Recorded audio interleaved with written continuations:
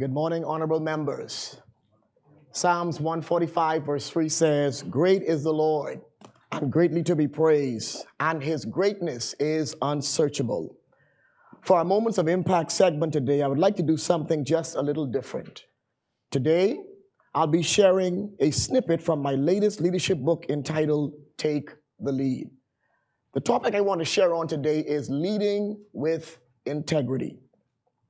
Integrity is one of those subjects I'm very passionate about because I firmly believe it's an essential and necessary ingredient for everyone desiring to take the lead and become a more successful and effective leader. I believe there can be no real authentic leadership without integrity. Dwight Eisenhower, the 34th President of the United States, said, "The supreme quality for leadership is unquestionably integrity. Without it, no real success is possible, no matter whether it's on a section gang, a football field, in an army, or an office." So what then does it mean to lead with integrity? Leading with integrity is leading with a firm adherence to strong values, principles, and morals, no matter where you are, who you are with, or who is watching. Integrity is not a shelf item that you pick up and put down when you feel like. Integrity must be a part of your everyday life, both public and private. Leading with integrity is a leadership that will not compromise. Leaders with integrity are never for sale, and they cannot be bought. When you lead with integrity, there are certain actions and behaviors you will not entertain or tolerate. Leading with integrity also means that you are free from deceit and pretense. A leader who has integrity is not hypocritical or deceitful. As a leader, you must not be double-tongued. Integrity is being consistent with your words and your actions. Honorable members, today, you must not say one thing and do the other. As a matter of fact, every time you open your mouth and say something as a leader, your words are being recorded. Your word must be your bond. Number 4, leaders with integrity are honest in their communication and dealings. They are not strangers to the truth. No matter what situation or circumstance a leader finds themselves in, they will always speak truth to power.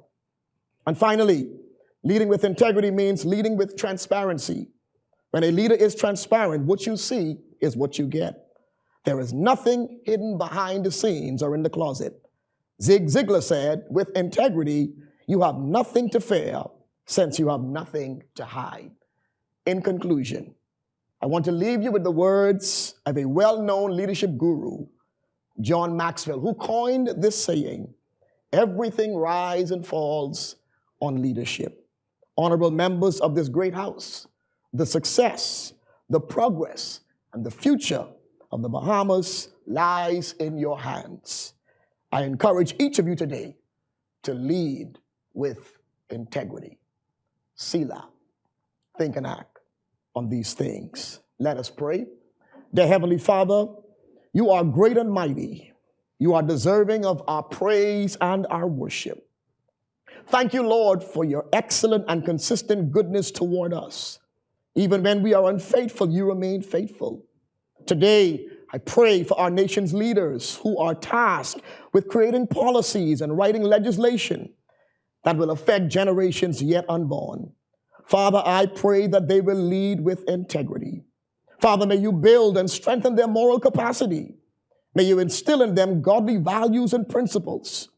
Remove arrogance, egocentrism, or anything from their lives that is an affront to your supremacy. Those who don't know you in the pardon of their sins, I pray that they will get to know you in a personal way before it is a day too late. Now, Father, we cover our Prime Minister under your blood. We dispatch ministering and warring angels to fight on his behalf. We pray for your divine protection over him and his family. May your peace be his portion. We rebuke the spirit of fear and anxiety that may seek to come nigh his dwelling. We pray today against any untimely death, any premature death that the enemy has planned for his life. Lord, we declare that no weapon formed against our Prime Minister shall be able to prosper. And Father, today we pray that the perpetrators of his death threats be swiftly exposed and dealt with accordingly in the name of Jesus. We declare over Prime Minister Philip Davis that he shall live and not die to declare the works of the Lord. Father, continue to bless our nation as we seek to please you in all that we do. You said in your word, blessed is the nation whose God is the Lord. In Jesus' name we pray. Amen. Let us all repeat the Lord's Prayer. Our Father, who art in heaven, hallowed be thy name, thy kingdom come, thy will be done on earth as it is in heaven. Give us this day our daily bread, and forgive us our trespasses, as we forgive those who trespass against us. And lead us not into temptation, but deliver us from evil. For thine is the kingdom, the power, and the glory, forever and ever. Amen.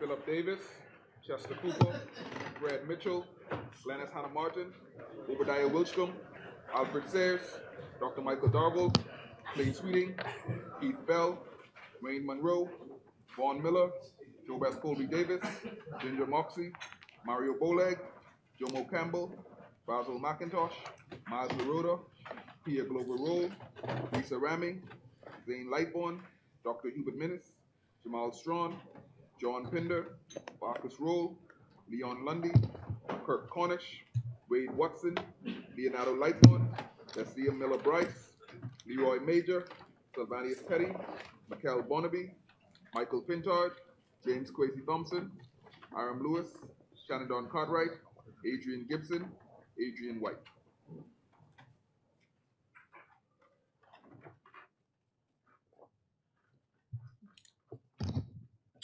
Good morning, honorable members. We will now move down the order of business.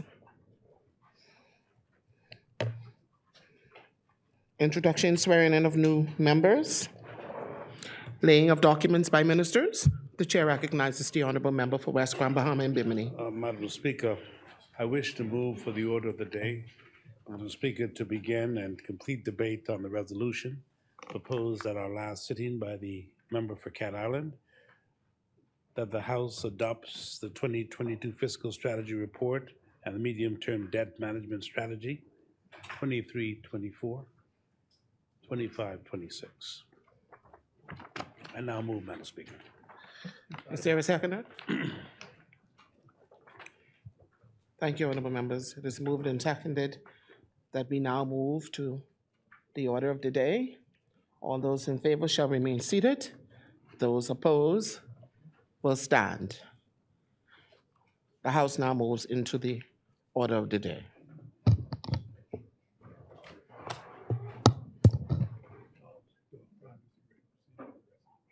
Okay. Honorable member for Cat Island, Rumkey, and San Salvador, are you ready to proceed with the resolution?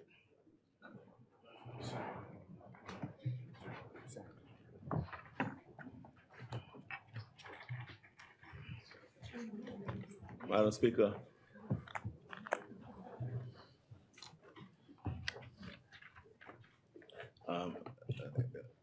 last Wednesday, I rose in this honorable House to table the Fiscal Strategy Report 2023, 2024 through to 2025-26, and the medium-term debt management strategy. And I did this in my capacity as the Minister of Finance. In approximately 3 weeks, the financial year 2022-2023 mid-year review will also be tabled.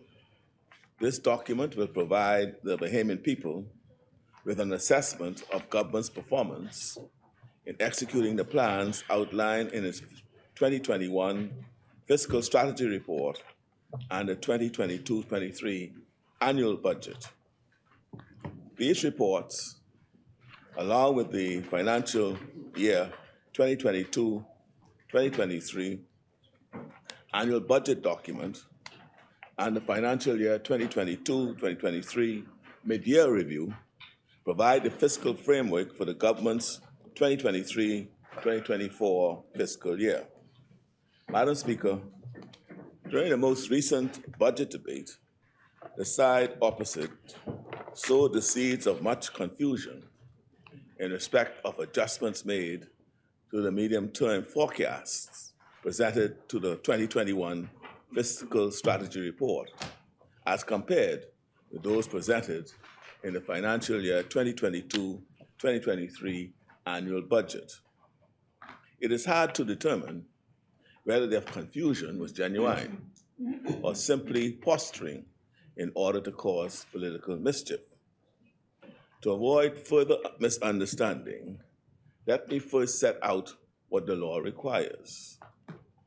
In compliance with the Fiscal Responsibility Act 2018, Second Schedule 5, the annual fiscal strategy report contains medium-term fiscal forecasts outlining actual, estimated, and projected fiscal values. These estimates, however, are not binding and do not necessarily constitute the annual budget. Section 10(6) of the Act outlines and requires that the annual budget be prepared in accordance with the fiscal objectives of the Fiscal Strategy Report. Let me be clear. The Fiscal Strategy Report is not the budget itself. The budget is a document developed via a rigorous process which includes engagement with myriad stakeholders across various ministries, departments, and agencies of the government, as well as the private sector and the general public. Madam Speaker, the Fiscal Strategy Report and the Medium-Term Debt Management Strategy are products of the Ministry of Finance, their technical and professional teams. This distinction is important, as during last year's budget debate, members opposite expressed surprise that the numbers in the budget, which undergo a much more vigorous process, were different from those expressed in the Fiscal Strategy Report. This is despite their understanding that these documents go through two distinct processes at different times. This misunderstanding, whether feigned or real, is a major reason why this year's debate will be the last debate of the Fiscal Strategy Report and the Medium-Term Debt Management Strategy as standalone documents debated in isolation. The political mischief making that accompanies these debates does cause real reputational and economic harm to our country. Madam Speaker, I'm pleased to announce that in the soon-to-be tabled revised Public Financial Management Act, the Fiscal Strategy Report and the Medium-Term Debt Management Strategy will be tabled at the same time as the annual budget. This present legislation is filled with inherent contradictions and unworkable timeline. For example, as things currently stand, in order to prepare for a November tabling, listen now what I'm saying, in order to prepare for a November tabling of the Fiscal Strategy Report, the documents have to be prepared at least 2 months earlier, at least, That means August or September, right? To then use these data and projections as the primary influencer of your budget projections would mean that we would subsequently totally disregard 10 months of empirical evidence of the fiscal and economic performance of the country in preparation of the budget. At best, this approach is unwise. At worst, it's simply foolish. Let me make this extremely clear. We believe in fiscal discipline, accountability, and transparency. The legislation is being revised to support just that. Not only will the revised framework increase accountability, it will expand the scope of the existing fiscal legislation to include additional fiscal parameters. Before speaking specifically about the fiscal strategy report and the medium-term debt management strategy, it is important that I address some of the comments in the press about the report itself, so that honorable members are not encumbered with misinformation. Some of the commentary was clearly made, in my view, without a full study of the reports having been undertaken. Hopefully, commentators will correct themselves after a proper read. Let's take the first issue as the future estimate of real property tax revenue.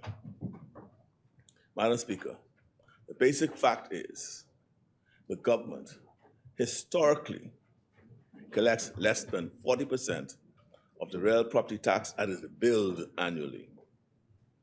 Let me say that again. The government of the Bahamas collects historically less than 40% of the real property tax that is billed annually. Honorable members should appreciate that the government's revenue from real property taxes would be more than doubled if all real property tax billed was in fact collected. That has to change. And to do so, we are making some necessary investments in technology and people. Within the next 4 years, it is our goal to collect more than 75% of the property tax billed. Additionally, having completed the first mass of reassessment exercise in New Providence, over the next 3 years, we are embarking on a comprehensive real property tax reassessment exercise in the Family Islands. This is a key component of our plan to triple revenue from the Family Islands over the next 2 years. I would like to remind honorable members that this effort will be of substantial benefit to the Family Islands, as we have committed that 25% of collected real property tax will go into the Family Island Development Fund. Madam Speaker, we have also intensified our efforts in respect to the collection of property tax arrears. The previous administration allowed contracts with private collectors to expire. We have reinstated them. And Madam Speaker, I'm happy to report that these efforts have already produced a very favorable early harvest. Let's talk about BPL. The BPL that we met in September 2021. The BPL was, to use a technical term, a complete mess. The BPL we met in September 2021, right, was a complete mess. A $246 million balloon payment was due in February of 2022. And there's no plan in place to how to pay for it. They were in significant arrears to all their vendors. All their vendors, they were in significant arrears. They had failed to come up with even a semblance of a plan to move BPL to sustainability. They kept talking about a rate reduction bond, but the market wasn't having it. And they had no other ideas. That's the truth. In any case, a bond like that is one instrument, not a comprehensive plan. BPL's record keeping was so poor that they could not even access reimbursement from the IDB for Dorian expenditures. For every dollar they spent, they could have been reimbursed but they didn't have the receipts, the record to do so. So that's the BPL we met in place. Now, there's been much noise about hedging. You know, there were multiple hedges in place, expiring over several different years. None of the hedges in place was stopped or canceled. None, I repeat, none of the hedges in place was stopped or canceled. There was a request to renew one of the hedges that was expiring, and our government declined to do that. Instead of choosing to pay new premiums, we decided to focus on making progress on the very significant arrears that they left in place. You know who else declined to renew the hedge? Who? The previous government. No, man. No. They had the same opportunity in June 2021. No, man. No. Not all that talks, man. You would know that. Not from all the noise they make. No. Right? So in 2021 June, they had the opportunity as well, but they declined. Yes. Right? Listen, let's remember what a hedge is, you know. It ain't nothing but a bet, it's a gamble. You lock in a price on fuel and you gain some predictability. But if you lock in a price and then the price in the market falls, you're paying more than you had to. That's the gamble you pay. Some utilities companies lose money from hedging.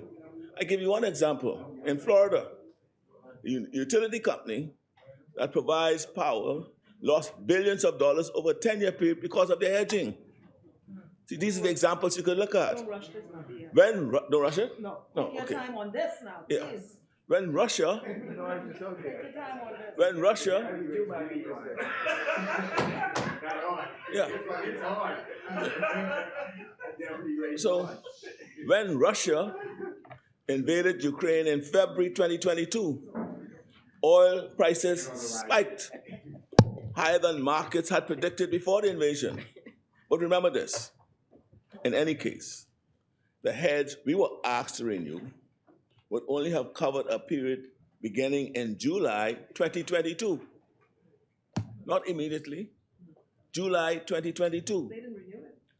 The highest oil prices were in the months immediately following the invasion. The renewed hedge would not have covered that period. In September 2021, deciding to deal with the emergency in front of us instead of making a forward bet, a forward gamble, was a reasonable decision.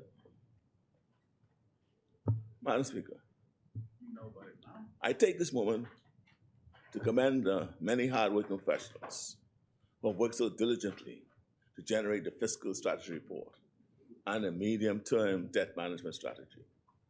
They have certainly raised the bar in terms of the quality of analysis that is produced. And this commendation not only comes from me, I'm pleased to report that it is the view of economists, regional development partners, and other experts that our administration has certainly raised the bar into production of such key policy documents. And I thank everyone for their efforts.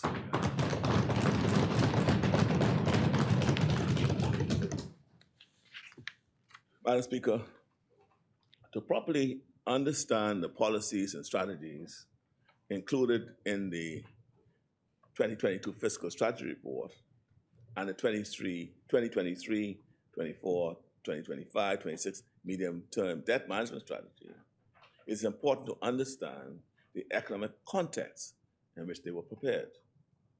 Back in 2019, it was already clear that the Bahamian economy was in a weakened position, which back then I described in this House as being on a fiscal cliff.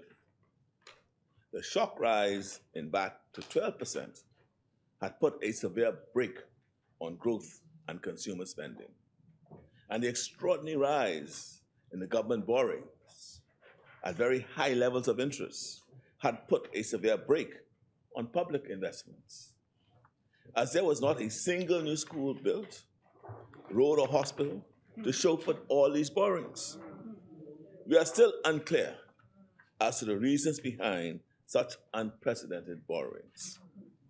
On top of that, the range of tax cuts on private aircrafts, washing machines, and other luxury items, which favored a very narrow section of society, drove down government's tax revenue. Then came two major shocks. Two major shocks came, which arguably pushed the economy over the cliff. In September 2019, the landfall of the Category 5 Hurricane Dorian in the northern Bahamas brought with it historic levels of damage. The subsequent emergence of the COVID-19 pandemic in the Bahamas in March 2020 led to decisions to suspend the Constitution, close the borders, impose curfews, lockdowns, and restrictions on the movement of people, which presented economic and fiscal challenges never before experienced in modern times. Madam Speaker, this was the situation when we elected to office in 2021. Despite the wishful public assertions by some, the Bahamas had not as yet experienced a true economic fiscal turnaround. Based on data provided by the Bahamas National Statistical Institute in the months leading up to the general election, the first quarter of 2021 continued to demonstrate an economic decline, while the second quarter indicated a mild rebound in economic activity compared to the previous year. Remember now, the previous year was 2020. We were shut down. This is largely explained, that mild rebound was explained by an increase in what we call pre-election government spending, which amounted to some 231.2 million. Let me give them all they spent. This level of spending is certainly not sustainable and provided no real or long-term impact. Madam Speaker, I simply cannot imagine why the government went on such a useless spending spree in the run-up to the election. But happily, the Bahamian people made their choice for a new day. After we eliminated a number of the limiting COVID rules, including curfews, many economic sectors reopened, government revenues rebounded, and quarterly output returned to levels of near 95% of pre-pandemic and pre-Dorian levels. Because of specific and targeted policy initiatives, the pace of the rebound of the Bahamian economy continued to accelerate into 2022. As a result of the rebound in economic conditions, particularly in our tourism source markets, in the 9 months to September 2022, tourist arrivals totaled 4.8 million and were forecast to return to near pre-COVID-19 levels. As a result of the global economic rebound and the impact of the war in Ukraine 2021, inflationary pressures continued as the pass-through impact of higher global oil prices began to impact products in the Bahamian marketplace. Madam Speaker, the report is grounded in 6 priorities. Firstly, the restoration of the fiscal health of the Bahamas. This is heavily based on pursuing aggressive revenue enhancement targets designed to ensure greater fairness in the existing tax framework. Those who are able to contribute more should contribute more. Secondly, broadening and strengthening the health infrastructure of the country, making it more resilient and ensuring greater access for all Bahamians. Thirdly, the development of community-centered, bottom-up development strategies for each island and community, empowering them with greater financial resources to achieve these objectives. The fourth priority is the maximization of investment in the Bahamian blue economy to provide greater levels of economic diversification and financing opportunities. The fifth priority is to increase the use of non-traditional financing mechanisms, such as repurchase agreements, repos, public-private partnerships, blue carbon financing, to finance critical infrastructure and budgetary needs. And finally, to pursue fiscal sustainability while maintaining high levels of fiscal transparency and accountability to investors, stakeholders, and the Bahamian people. These priorities shape the fiscal outlook and are at the heart of the development of the government's fiscal strategy. Madam Speaker, the plan and outlook for the government's revenue remains positive. I will now set out a number of initiatives which the government is implementing to ensure that those who owe taxes should pay them. This includes the reversal of several policies implemented by the previous administration which favored a number of special interests. As previously announced, we have reconstituted and strengthened the Revenue Enhancement Unit, which had been disbanded. They are already increasing the number of VAT audits undertaken to ensure proper compliance with the law. We are also reestablishing the Revenue Policy Committee, a cross-governmental committee designed to eliminate leakage and identify areas for enhanced collections. We will continue to expand the Customs electronic single window, also known as Click to Clear. In the second half of this fiscal year, VAT will begin to be collected on domestic vacation rental properties. Government's targeted tax arrear collection program for VAT, real property tax, and business license fees will be strengthened through the Revenue Enhancement Unit to increase collection of revenue arrears. Additionally, we are phasing in VAT e-invoicing to simplify and reduce arrears in the VAT billing and remittance process. The number of post-clearance audits by the customs departments will also be increased. We anticipate improved revenue from real property tax as a result of the recently completed reassessment of property values in New Providence and expansion of the real property tax roll to include properties with unidentified owners. We also anticipate further improvement in the collection of real property tax on mortgage properties by requiring domestic commercial banks to include these fees within the mortgage payments and then remitting them to the government. Finally, we are reinstating the business license fees for all banks operating in the Bahamas.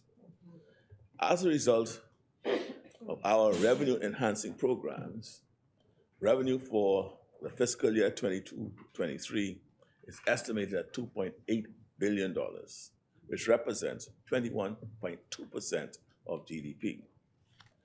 I will now set out a number of plans and policies articulated in the government's fiscal strategy document, which go even further in introducing measures to provide broad-based stimulation to the economy.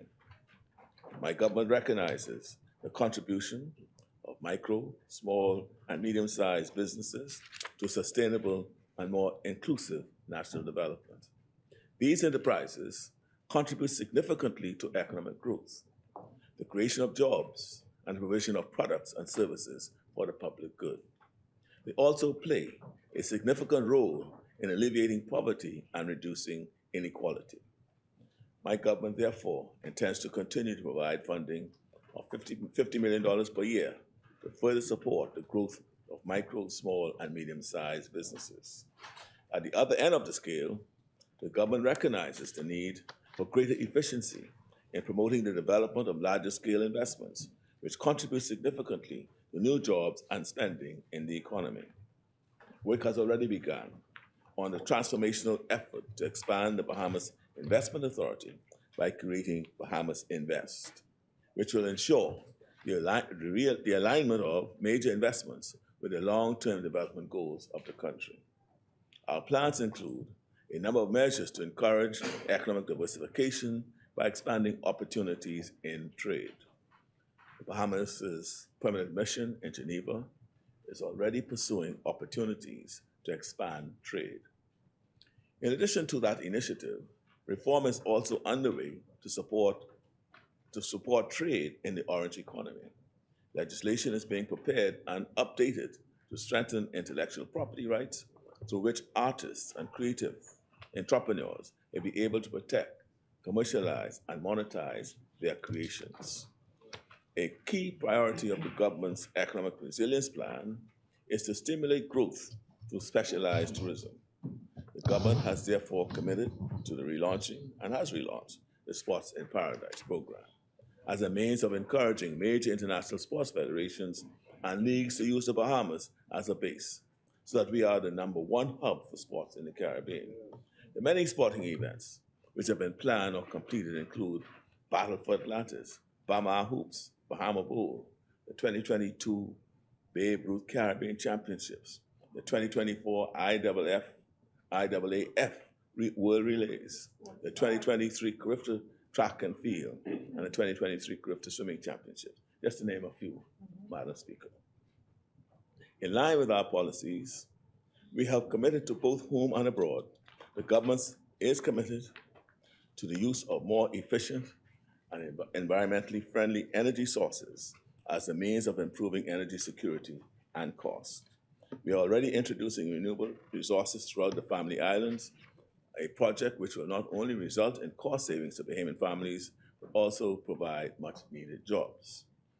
As the Bahamas, a small island developing state, which is highly susceptible to the impacts of global climate change, my administration has taken a leading role globally in advocating for the adoption of innovative climate financing solutions. We have therefore embarked on an innovative strategy to commercialize the blue carbon credits generated from marine preservation. This capitalizes on previous investments to protect the marine environment, as well as provide new sources of revenue. We have procured expert scientific support to help us assess the quantum and value of domestic seagrass, meadow, carbon sequestration. To date, with expert scientific assistance, we have procured aid in assessing the quantum and value of the domestic seagrass meadow carbon sequestration. In the land-based green economy, which is closely tied to our marine-based blue economy, we are continuing to increase government support to farmers and fishermen.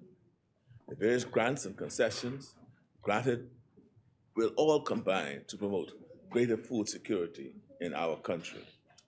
In this regard, the government has provided support to the sector through financial grants and is looking to expand this program, as well as make a substantial investment to restart the commercial production of eggs locally.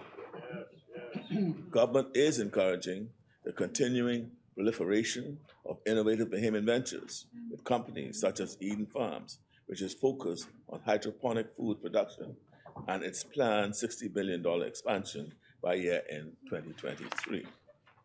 Key to many of these ventures is the requirement to include Bahamians in the process to build domestic human capital.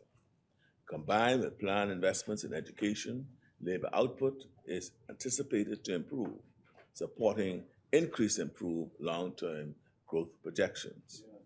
Madam Speaker, revenue is forecast at 22.9% of GDP in the fiscal year 23-24 and 24.4% in the fiscal year 24-25.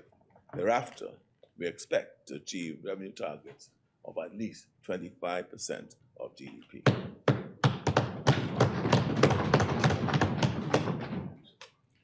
In respect of public expenditure, government fiscal projections support the prudent management of expenditure, while at the same time utilizing alternative financing methods to continue improving service delivery.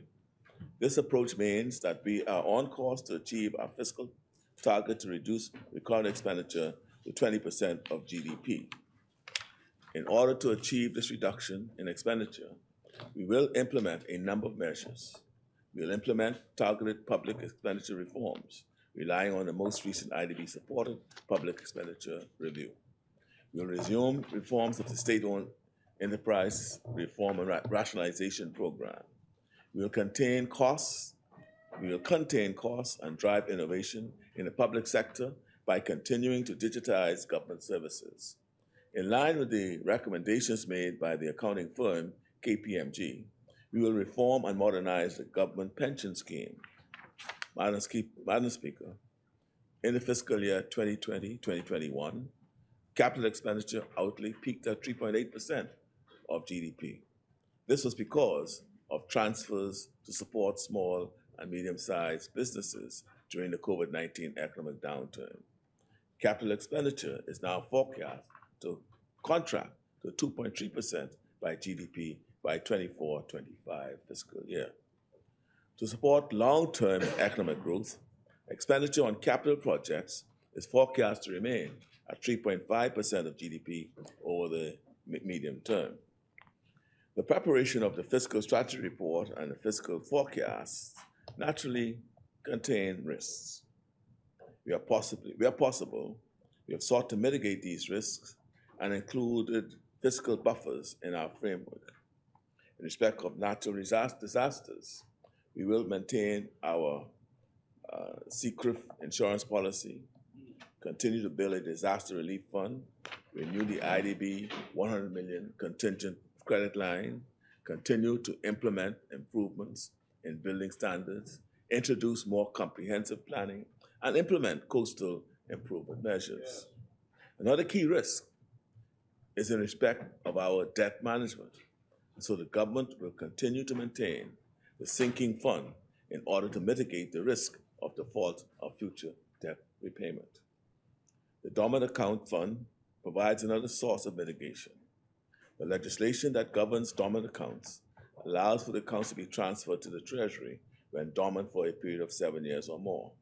The balance on country's dormant account fund currently stands at $88 million. Madam Speaker, the dormant account funds was a pivotal source of support in the government's aid to Grand Bahama and Abaco after Hurricane Dorian. In 2019, the government allocated $10 million from the dormant accounts fund to help restart businesses on Grand Bahama and Abaco. Further risk mitigation comes via a targeted strategy to collect more than $1 billion in revenue tax arrears via the Revenue Enhancement Unit. And our administration has made a commitment to allocate any collected arrears to the reduction of our outstanding debt. Finally, Madam Speaker, we continue to make progress on the design of a blue carbon facility for the Bahamas. Under the current framework, commercial assets produced by this arrangement will be transferred to a domestic facility and used to fund government capital projects. Taken together, these efforts provide a strong package of measures to mitigate the risk identified in the fiscal strategy report and forecasts. Madam Speaker, in respect to the medium-term debt management strategy, this strategy is to guide government's borrowing decisions to fund any deficits identified in the fiscal strategy report. It also addresses any consideration for any refinancing and debt repayments which may emerge. As with the government's fiscal strategy, the debt strategy is prepared after having given consideration to the prevailing macroeconomic and financial market conditions and the implications which then arise on borrowing requirements and debt service costs. The debt strategy has therefore been devised on the assumption that there will continue to be a robust recovery in the Bahamas, following on from the combined shocks of Hurricane Dorian and COVID-19 pandemic, and the questionable borrowing practices of the previous administration. At the end of June 2021, government debt peaked at an astonishing 100.9% of GDP. By the end of September 2022, by the end of September 2022, the debt had been reduced to 81.1% of GDP.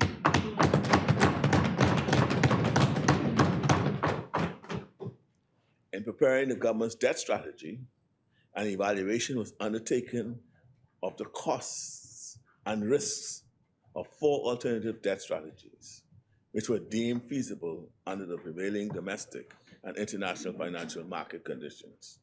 These included increasing or reducing the proportion of foreign currency debt, increasing or reducing the tenor of the debt portfolio, and the use of liability management operations. The debt strategy includes benchmarks for the cost and market risk indicators for the foreign currency risk, interest rate risk, and refinancing risk. The optimum debt strategy selected maximizes the use of domestic sources of financing to address refinancing risk. It also extends the average time to the maturity of the portfolio, meaning that repayments are spread over a longer period. It develops the domestic capital market, manages interest rate risks by utilizing more fixed interest rate instruments, and incorporates liability management operations while also balancing the costs. Under this preferred approach, the financing mix suggests gross external and domestic borrowings of 11% and 89% respectively. Madam Speaker, members should recall that in October 2022, Moody's Investor Services downgraded the Bahamas from Ba3 to B1, but revised the outlook upwards to stable, reflecting the strength of the tourism-driven economic recovery which was underway, along with a narrowing of the fiscal deficit. In November 2022, Standard & Poor's Global Ratings affirmed the Bahamas' credit rating at B+, and the outlook at stable, based on the positive economic fundamentals which support a lowering of the fiscal deficit and a slowing in the growth of government debt. I'm proud to report to the House that as a result of the advice and efforts of our financial advisor, the Minister of Economic Affairs, Michael Alcides, over the past year, the government has made significant progress in managing our investor relations. In keeping with the government's commitment to maintain the highest level of debt transparency and to support continued market confidence in both the domestic and foreign currency debt, a campaign was launched which included ongoing publication of public debt data on the government's website. More direct investor outreaches were also included in the strategy and took the form of deal and non-deal roadshows and targeted meetings. In fact, Madam Speaker, the Minister of Economic Affairs on Friday was in conversations with over 170 international investors around the world.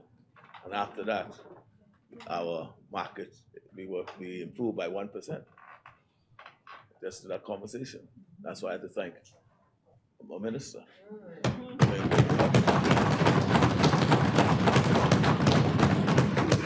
And there's much interest out there. They just need to just read the market reports, look at them now. And Madam Speaker, I'm happy to report that the strategy has already begun to yield significant results. As a result of our efforts, Bahamian foreign currency bonds, which were previously trading at yields far below our peers, have demonstrated a strong rebound.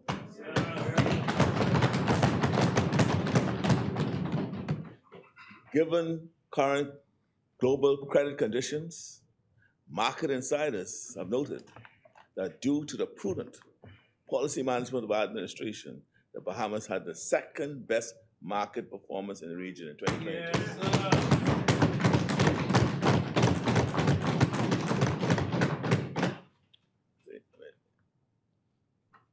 They don't have to listen to me, just check. These are It's all, let's go and Google it, Listen to Google. Easily verifiable. These are easily verifiable. It's in the book. It's not book now. It's on the web page. Easily verified facts. Just check it. So, Madam Speaker, in conclusion, I just reiterate, our strategies are working. The economy is on the right track. This is what competent governance looks like. Competent. Not the competent authority, right? Competent governance looks like without a competent authority. This is what competent fiscal management produces without a competent authority. This is what competent economic policy yields when it's conducted in the best interest of all Bahamian people.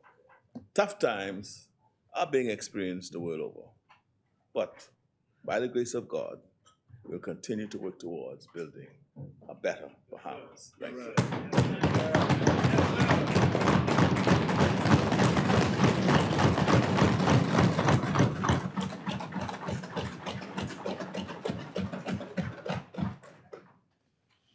Is there a seconder? Thank you, Honorable Member. The chair recognizes the Honorable Member for Elizabeth. Thank you, Madam Speaker.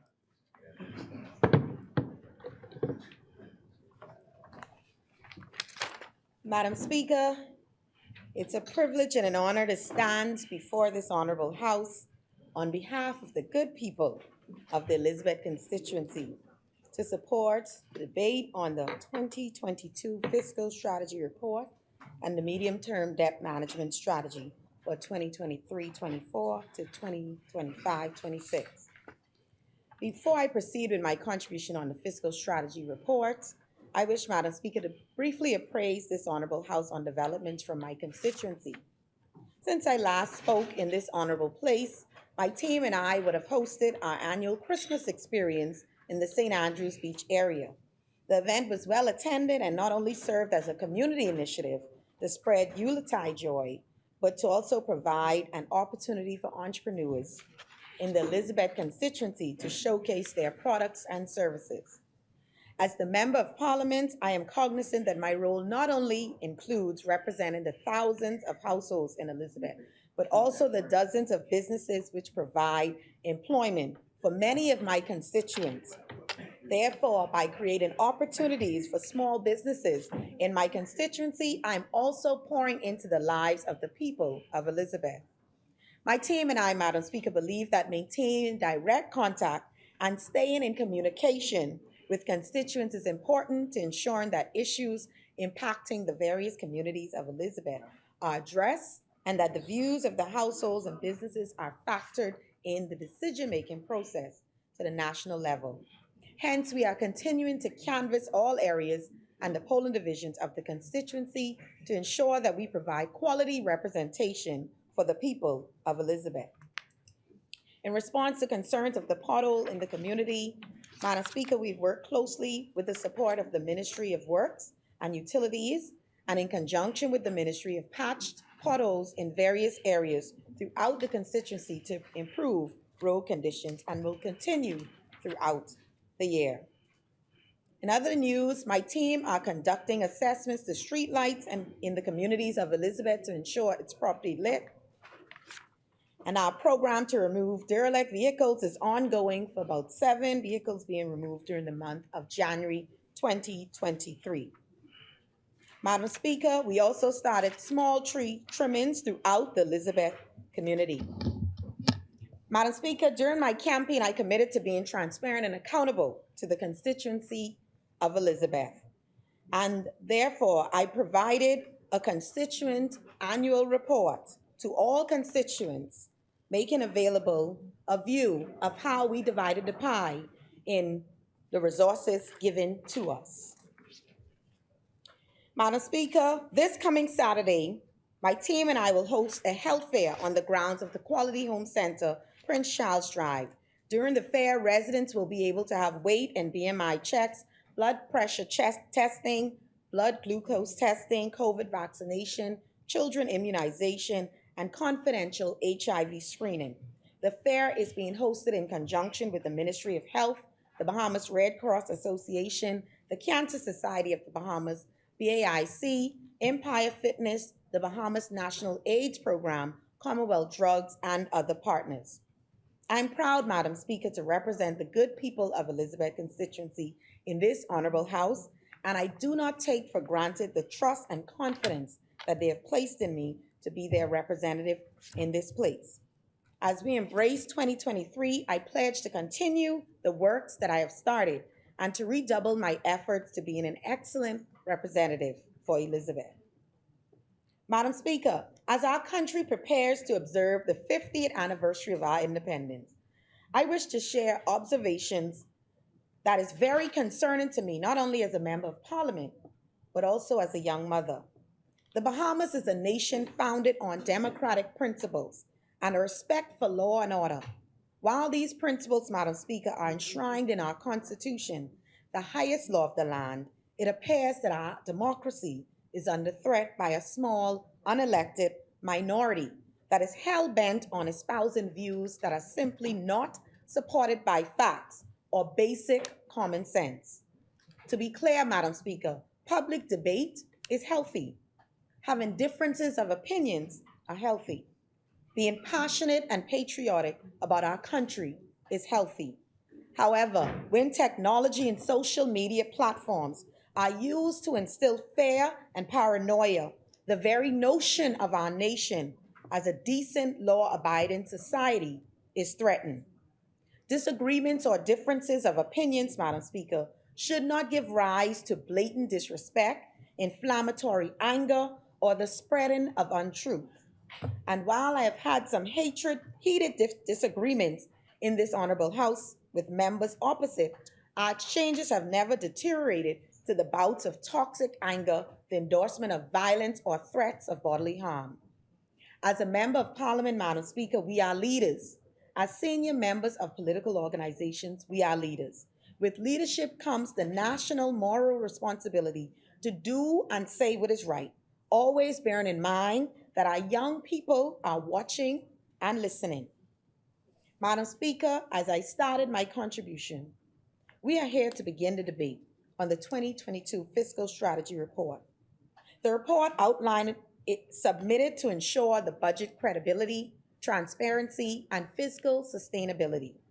The document outlines the government's medium-term fiscal framework, which will in turn inform the preparation of the 2023-2024 budget and annual borrowing plan and medium-term debt strategy.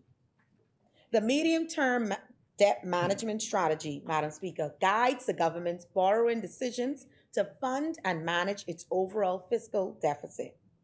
These two reports, Madam Speaker, has been prepared by the hardworking team at the Ministry of Finance and are critical to guiding our fiscal policy over the next few years. Madam Speaker, it is important to note that these reports are being presented to Parliament against the backdrop of an economy that is on the path to recovery. Bearing in mind the improvement in our economy, the theme of this contribution is getting back on track, revitalizing with purpose. We're all aware, Madam Speaker, of the impacts of the COVID-19 pandemic on our society. As we continue to cautiously navigate, it is clear, Madam Speaker, that to remain closed and shackled by COVID-19 emergency orders was unhealthy for our economy. As a direct result of the decisions made by the Davis administration, we are seeing positive economic dividends. In tourism, our main industry, an analysis of the data indicates that the Bahamas has attracted over 7 million visitors in 2022. This is a significant accomplishment, Madam Speaker, and a direct result of the actions of the government and the work of our Deputy Prime Minister, the Member of Parliament for Exuma and Ragged Island, and his hard-working team at the Ministry of Tourism, Investments, and Aviations. The increase in visitor arrivals is a great benefit to all Bahamians, especially those employed in the hospitality sector and other Bahamians with direct employment, such as surrey drivers, water sports operators, and taxi drivers. While this government, Madam Speaker, is aware of threats to our economic recovery, primarily from external events and pressures, We are mindful of the need to plan appropriately and to revitalize our economy with the Bahamian people, especially the vulnerable among us, at the forefront of our minds.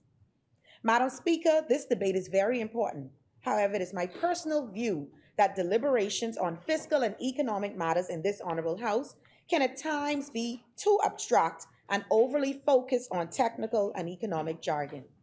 My expertise, Madam Speaker, is in law. While I have a basic understanding of finance and accounting, I'd be among the first to admit that sometimes the technical language of these fiscal policy documents can be overwhelming. Perhaps, Madam Speaker, the technical language is necessary for international agencies.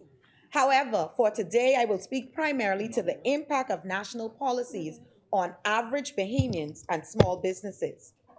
As I prepared my notes for this contribution, my mind went on several Bahamians and business owners. I thought of Mrs. Wildgoose, a retired banker who resides on Sandlands Village Road in the Elizabeth constituency and lives off of a monthly pension. I thought of Mrs. Ferguson, a successful business owner for decades of a takeaway restaurant on Fox Hill Road in the Fox Hill community. My mind, Madam Speaker, went on Bahamians like Mr. Bowe, a respected community businessman in the Montel Heights and Robinson Road areas who worked closely with the Honorable Member of Parliament for Angliston during the height of the COVID-19 pandemic to assist with feeding. I do not wish to get into further problems, Madam Speaker, by mentioning a few Bahamians and business owners and not mentioning others. However, I wanted to be clear that the Cabinet colleagues and I, and the most especially our Prime Minister, the Member of Parliament for Cat Island, Rumkey, and St. Salvador, do not only consider numbers or figures in our deliberations, but more importantly, the lives and circumstances of Bahamians and small businesses throughout our country. Going around our family islands, Madam Speaker, we thought about the bakery owner on Cat Island and the grocery store owner on St. Salvador. We also thought about the priceless services to our nations by our teachers and nurses. In short, Madam Speaker, we thought about the average Bahamian. Madam Speaker, there will be some who will say that the Davis administration did this wrong and the administration is not for the average Bahamian. However, Madam Speaker, we must ask ourselves, what is their record? I wish to share the observation, Madam Speaker. I was on my way to this Honorable House last year when I saw some prominent members from the labor movement gathered outside Parliament with some members in protest. I believe the Bahamian workers should be treated fairly and appropriately paid. However, I was taken aback by the fact that some of those union leaders or labor movement members held position of authority in the previous administration and in the Senate, and seemingly did nothing to fix the expired union agreements. Being involved in government or holding positions of authority in the Bahamas, Madam Speaker, should mean having the ability to act and to make a difference. Otherwise, to hold such positions without resolving issues would mean not taking up space and perhaps not advancing the best interests of the Bahamian people. Madam Speaker, the Ministry of Transport and Housing is committed to playing its part in getting our nation back on track and revitalizing with purpose. I now wish, Madam Speaker, to outline specific efforts by the agencies of the Ministry and Transport and Housing in delivering on our fiscal strategy. As one of the top 5 revenue earning agencies of the Bahamas, the Road Traffic Department is very important. A top priority is enhancements to service at the department. Efforts to realign fees for select services at the Road Traffic Department have been made to ensure that we are able to sufficiently cover the cost of services provided and focus on expanding our product offering. Additionally, Madam Speaker, we are moving to fulfill the Road Traffic Department's mandate and to ensure road safety. Statistics from the Royal Bahamas Police Force indicate that the number of road traffic fatalities on our streets remain unacceptably high. I'm advised, Madam Speaker, that in 2022, more than 55 persons lost their lives in traffic accidents on our streets. Going a bit deeper, I'm advised that more than 75% of road traffic fatalities in 2022 involve men, and more than 70% of fatalities involved individuals under the age of 45. The alarming figures, Madam Speaker, warrant urgent action. Hence, my ministry, with the full support of the government of the Bahamas, is focused on comprehensive national road safety program. This program is called Slow Down, Stay Alive, and acknowledges that road safety is an everyday practice and will involve numerous activities to involve members of the public. A team at the ministry is in the advanced stages of coordinating a series of public engagement initiatives. I wish to share the official logo of the program with my parliamentary colleagues at this time, which is Slow Down, Stay Alive at the front, and Streets for Life at the back. This is the shirts.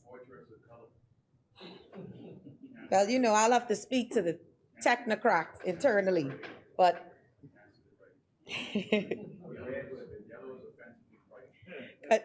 this is in conjunction with numerous private corporate partners. And I really wish to stress that we have had an amazing group of our corporate partners come out to support the initiative, and we will be announcing more about what is happening and how they are supporting us in the coming days.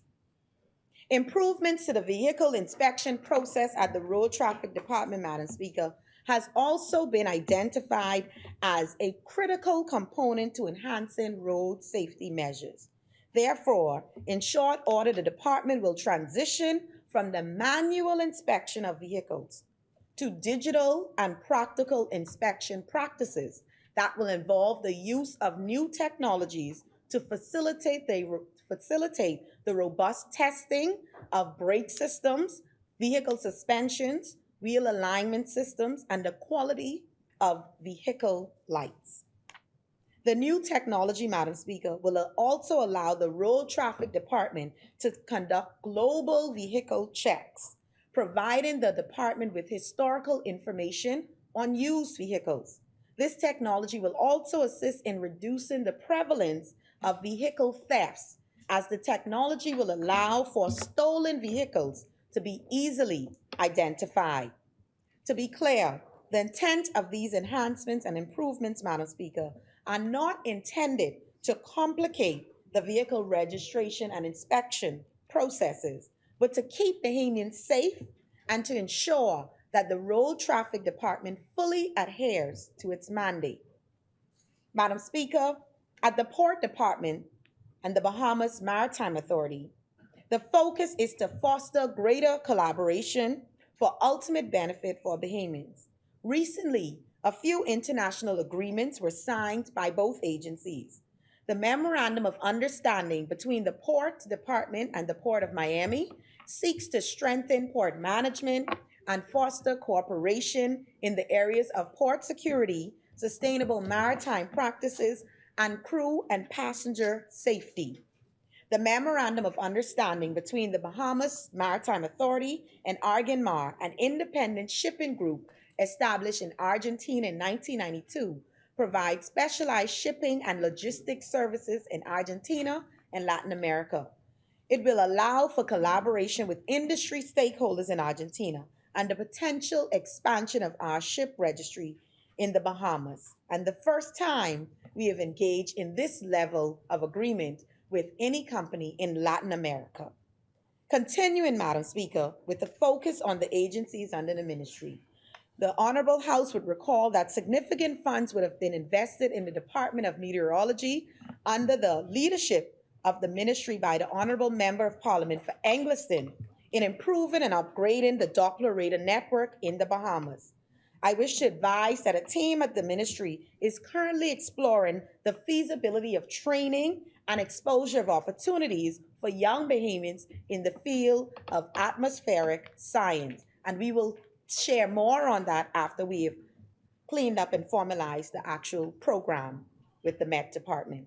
Madam Speaker, a key commitment by the Progressive Liberal Party was the expansion of home ownership opportunities for Bahamians.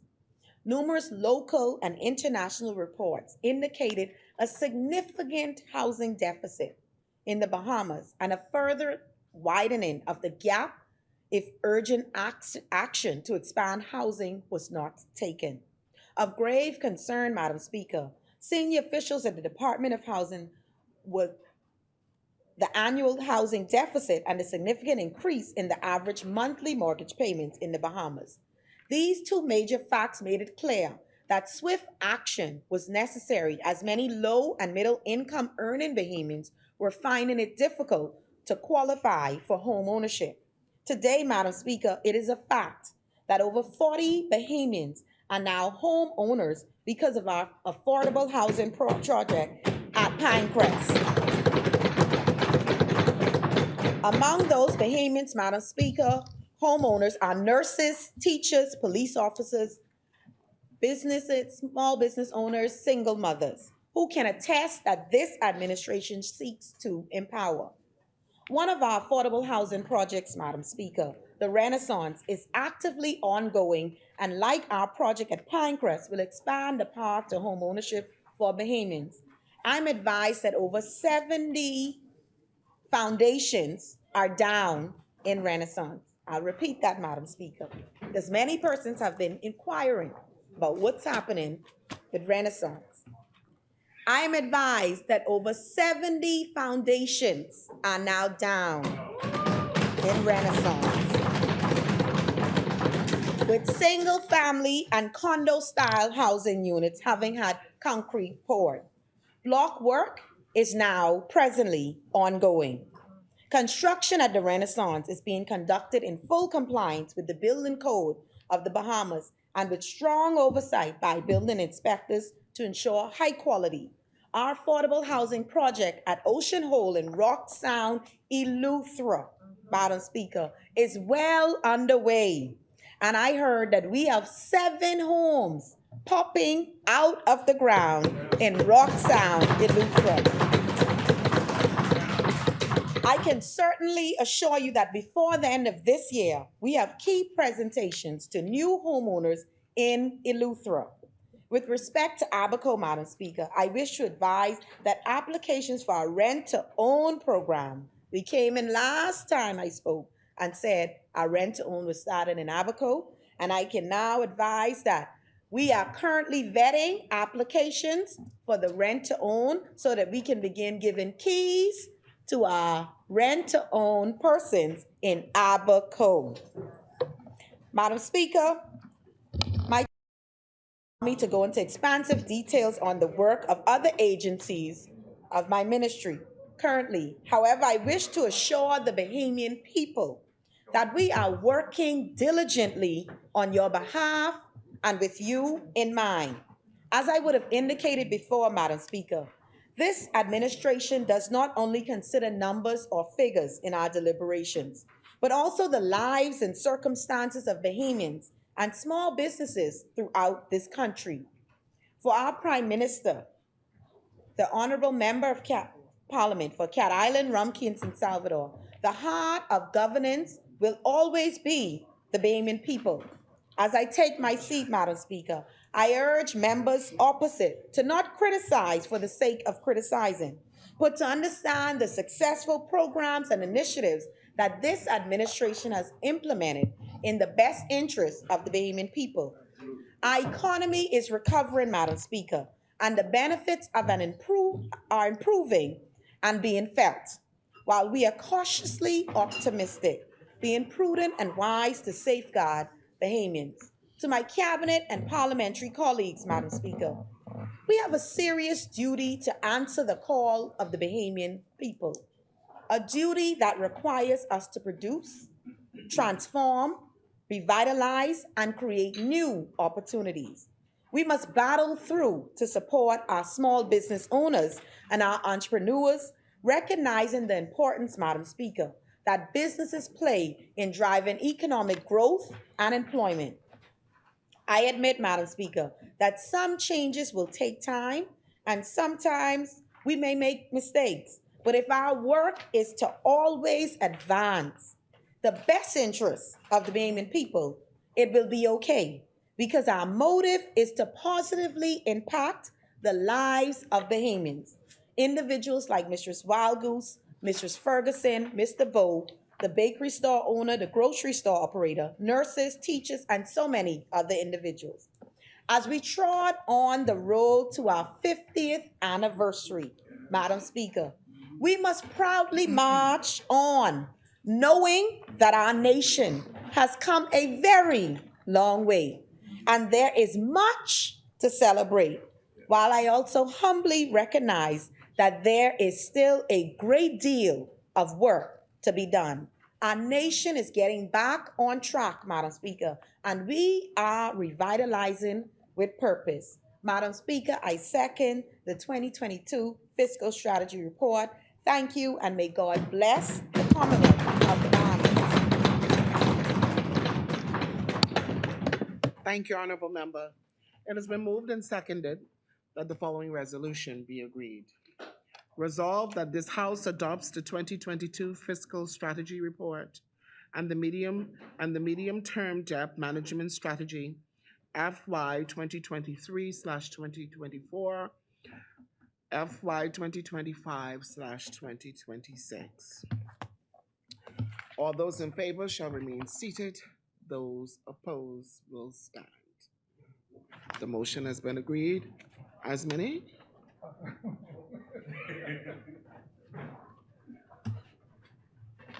Thank you very much, Madam Speaker. I once again would like to thank God for this opportunity. Sorry about that. The chair recognizes the Honorable Member for Marco City.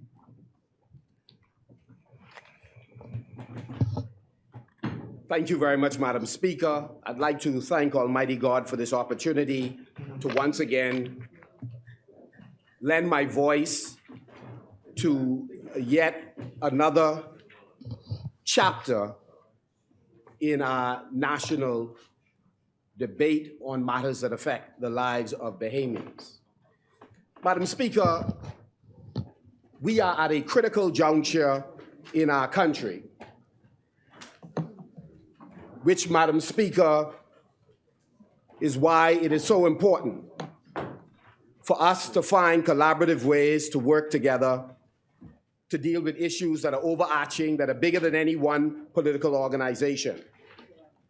Unfortunately, Madam Speaker, the kind of mood being fostered by the Davis-led administration does not seek to include the opposition in substantive discussions on how to move this country forward. Madam Speaker, even as it relates to the legislation that we bring to this place, it is most unfortunate, and the member for St. Anne's, myself, and of course the member for East Grand Bahama, in particular in our interactions, find that we are often getting confirmation of what legislation is to be addressed, often too late.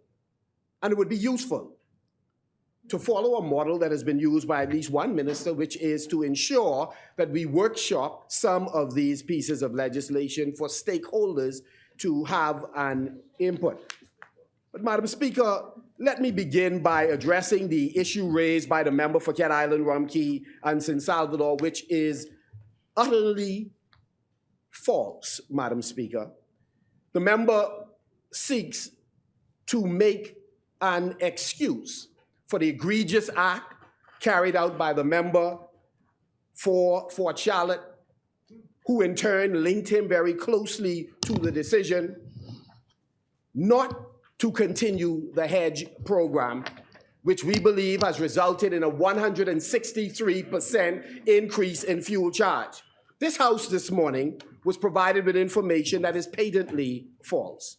The reality is, I challenge members opposite to lay on the table any cabinet paper which was prepared for a June presentation of a hedge program to the Cabinet of the Bahamas. It was never intended to do so. In fact, it was in September that it was expected that the hedge program, the next round of it, would have been presented to Cabinet for an October execution. Misleading, Madam Speaker. The reality is, Madam Speaker, The chair recognizes the honorable member for Cat Island, Rum Kingston South. But is the member saying that a part of the hedge initiative was due for top-up or renewal in June of 2021? Is he denying that one? Right? Is he denying that in June of 2021, a request was made to renew and or top up, and it was refused by their administration? If he's denying that, well, first I'll start off by answering whether it was due and whether it was denied. That's the question, right? And wherever you get, see, the same point of order, right? Because I stand on what I've said. Unless he's able to produce some evidence to the contrary. You said you're rebutting what I said. If you're rebutting, produce what you're saying. Right? I don't have to produce a cabinet. I'm saying you answer whether or not it was due. You could not recover on this issue. Recover? Madam Speaker. Recover from what? Madam Speaker, a cabinet paper was prepared for September. This administration had an opportunity to execute it. Their failure to do so has resulted in a 163% increase in fuel charge. Madam Speaker, the very document that we have in front of us, Madam Speaker, goes a little further. It talks about a $150 million liability that this administration didn't even think it important enough to come to the public and explain the $150 million liability until now. So, Madam Speaker, the chair recognizes the honorable member for Cat Island, Rum Kingston South. I invite him to go to the page that speaks to the $150 million liability. He'll find, right? He's drinking the Kool-Aid of Neil Hartnell, right? Because if you go to the page that speaks to the $150 million contingent liability of government, what it speaks of the government undertaking to pay a legacy debt of an arrears for the fuel that was owed to the fuel supplier. That's what the $150 million deal with. And that's nothing to do with the hedge. Nothing to do with hedge. There's nothing to do with hedge. It has to do with a debt that was failed to be paid by the F&M. And perhaps I go as far as say maybe it's an accrued bill of over $100 million, right? Accrued bill. No. Be honest in what you're saying, because it's a debt that was due. Say what? I can't do what? You? No, don't listen. You?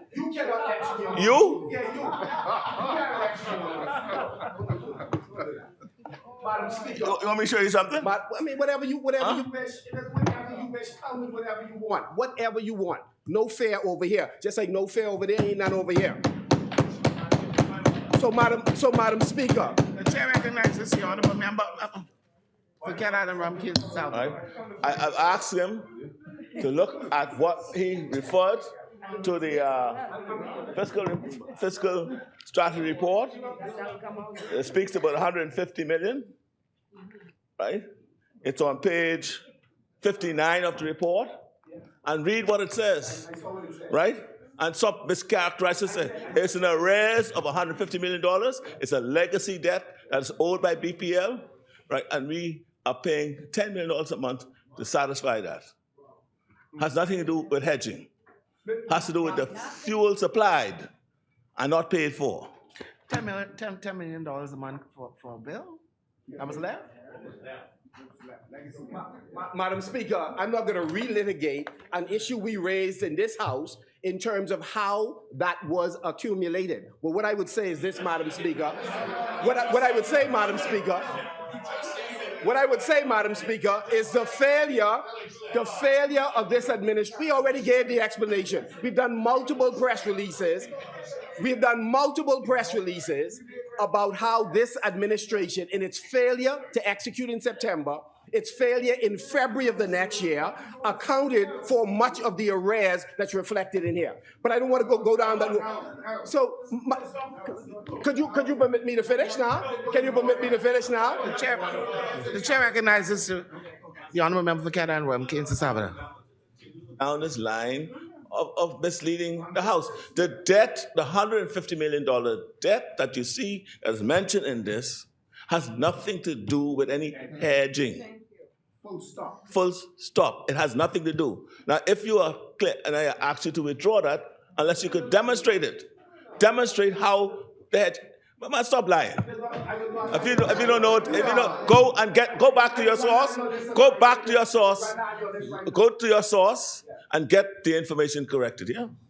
Thank you, honourable member.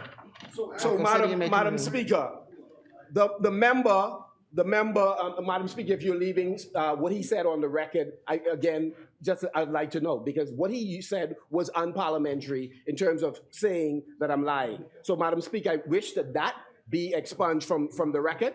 I wish for that to be expunged from the record. That, and I'll just say, he's saying a lot of false things in the House. Okay. Thank you, honourable member. Madam Speaker, the member for Cat Island, Rumkey, and San Salvador, in the course of talking about BPL, also made the point that was absolutely false, one of his many false things he said in the House, Madam Speaker, that there was no plan of action to address the legacy debt and bills that were owed, when he knows full well that the rate reduction bond did in fact find an audience in the international community that was very much interested in taking advantage of it. The member can make a different statement, as I've said in this House myself, which is I regret we did not pass the rate reduction bond while we were in office. But to say that a competent board did not have a holistic approach is incorrect. And so, Madam Speaker, the point is, members opposite have the very document that I have that clearly outlined what the range of ideas were to move towards energy security in the Commonwealth of the Bahamas. And so to represent here that people were out of idea is patently false. What I do know is that the member for Fort Charlotte, in conjunction with the member for Cat Island, got sufficient documentation to show the effectiveness of the hedge program which was in place, a program that is similar to the one that is in place in Grand Bahama, and accrued benefit for them in much the same way it accrued benefit for us. Over $25 million for the period that it was in place. So for them and their consultants to now come and try to whitewash the history will not work. The public knows that your fuel bill is higher because they failed to execute the hedge. That's what the problem is. The chair recognizes the honourable member for Cat Island, Rumkey, and San Salvador. Speaker, right? First of all, as I indicated in my communication, right, the hedge was not going to take effect until June 2022, right? So the period so it would have had no impact at all on the pricing of electricity to the consumer.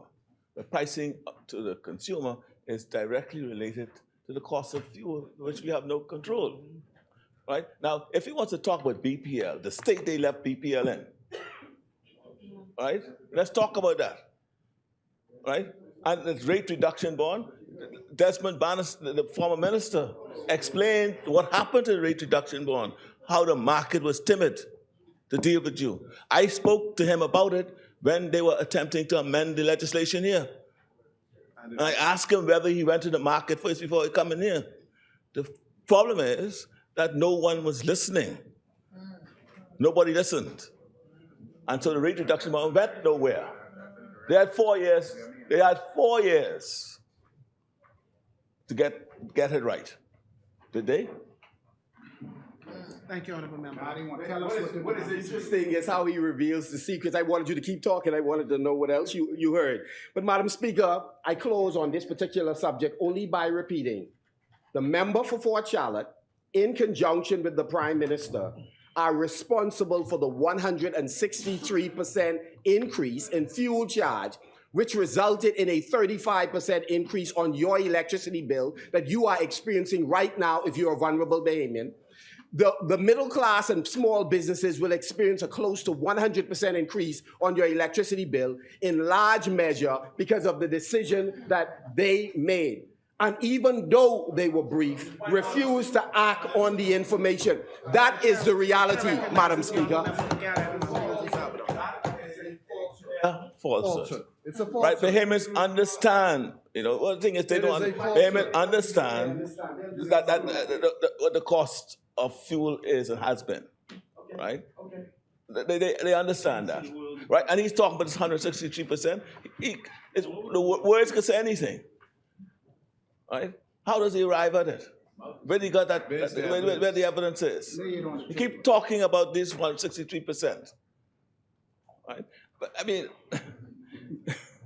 I know. Look here. Lord have mercy. Lord have mercy upon me. Because I see now what you got after the next. But I see Kilani sit next to him. I realize what's happening. I see. Speaker, today we are discussing the fiscal strategy report. Madam Speaker, as I begin these remarks, let me say up front that last time we demanded that the report be laid, the Davis-led administration made the determination that they were not prepared to comply with the law and refused to bring the fiscal strategy report here. In fact, they said they wouldn't waste the people's time. A direct quote from a public servant on that subject. Madam Speaker, they released it online. They released it online. They released it online. We never came here to debate it. This year, after being accused of being late, they finally came here to release the report. And Madam Speaker, what is interesting about it is that it resembles in some ways, not all, the report that they released previously. And what do we know about this administration? The Prime Minister accused us of impacting negatively the reputation of the Bahamas in terms of how we characterize the last fiscal strategy report. But I want to submit that it is this administration that continues to adversely affect our reputation relative to financial matters because of their refusal to follow even the reports that they have put in place. Madam Speaker, we all know that this is a guideline. A fiscal strategy report is a guideline.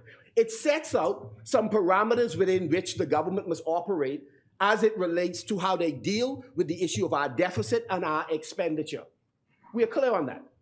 But certainly, the law requires that if they are going to vary what they project they intend to do to grow the economy, to handle expenses, etc., that they ought to come with a compelling reason why they are varying their actions from the fiscal strategy report to the time when they introduce the budget. What I find worrisome is the Prime Minister is talking about laying in the future both documents simultaneously. Unless that's going to happen well in advance, the question is, how would the budget exercise benefit from feedback from all of us if they release it at the same time? And given their track record, I would think they would release it just before you have to debate, because that's how they operate, Madam Speaker. Madam Speaker, let me say this: the Prime Minister, during the price control debacle fostered by them because of their refusal to consult with the private sector, the Prime Minister admonished the public to follow the law. It's a favorite chorus of the Prime Minister. Secondly, when he was dealing with another group of stakeholders, once again, the Prime Minister and his colleagues, whether it's the pharmacists, everybody's compelled, follow the law. Just recently, while talking to insurers, Prime Minister indicated that a part of why the government is doing what it's doing is because they fully expect that persons would be compliant with the law. And Madam Speaker, we agree, persons should be compliant with the law. But isn't it amazing that the very Prime Minister who's advocating for all and sundry to be compliant with the law has consistently led his team in violating the law, not once, not twice, not 3 times, over and over again. One, Madam Speaker, is the failure to comply with the Procurement Act, failure to release the details relative to the slew of contracts for hundreds of millions of dollars to persons who we don't know who they are. Violation of the law. Madam Speaker, you don't get to decide that you will amend the law and later on you will then comply, but you're not going to comply today because you have intentions to change it. But Madam Speaker, that's what the member for Cat Island, Wamkin, San Salvador and his team have done.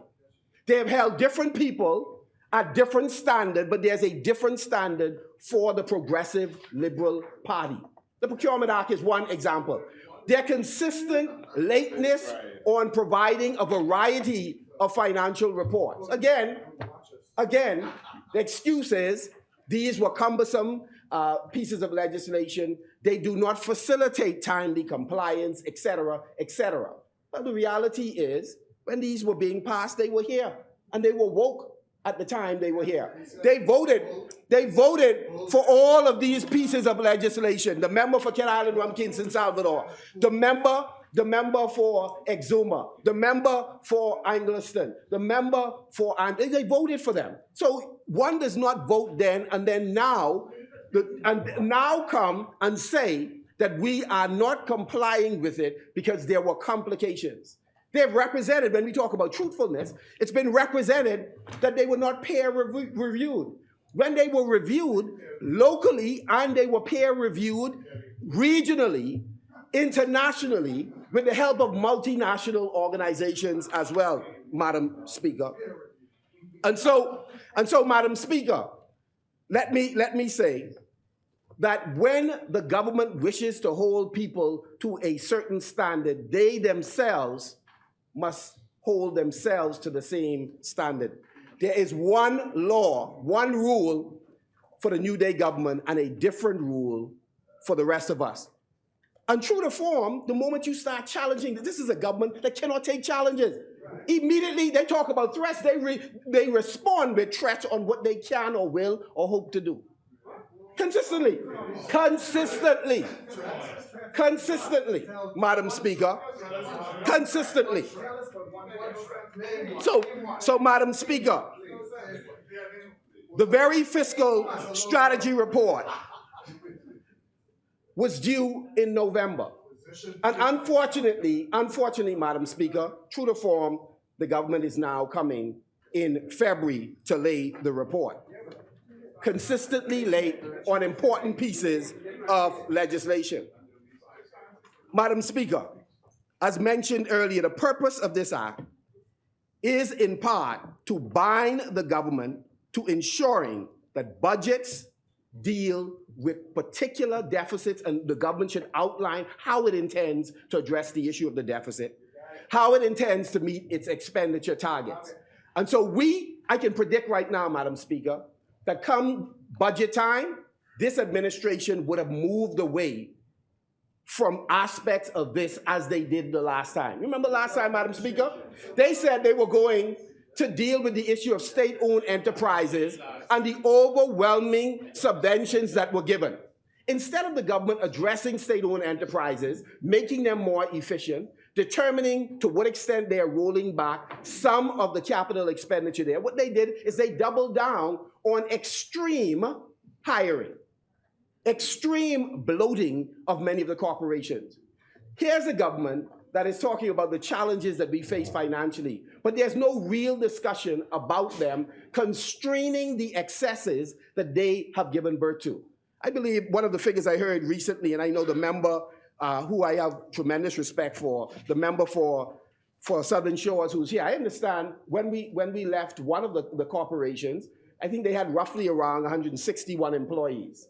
Today, I understand that particular corporation may have closer to 275 persons. We already know at that time it had more staff than. The chair recognizes the honorable member for Southern Shores. It's amazing that when we speak in this honorable house, we speak things that we hear and not facts. I just wanted to let the member of Marco City know that that is false, okay? When I came to BAIC, they were short. They did a staff audit.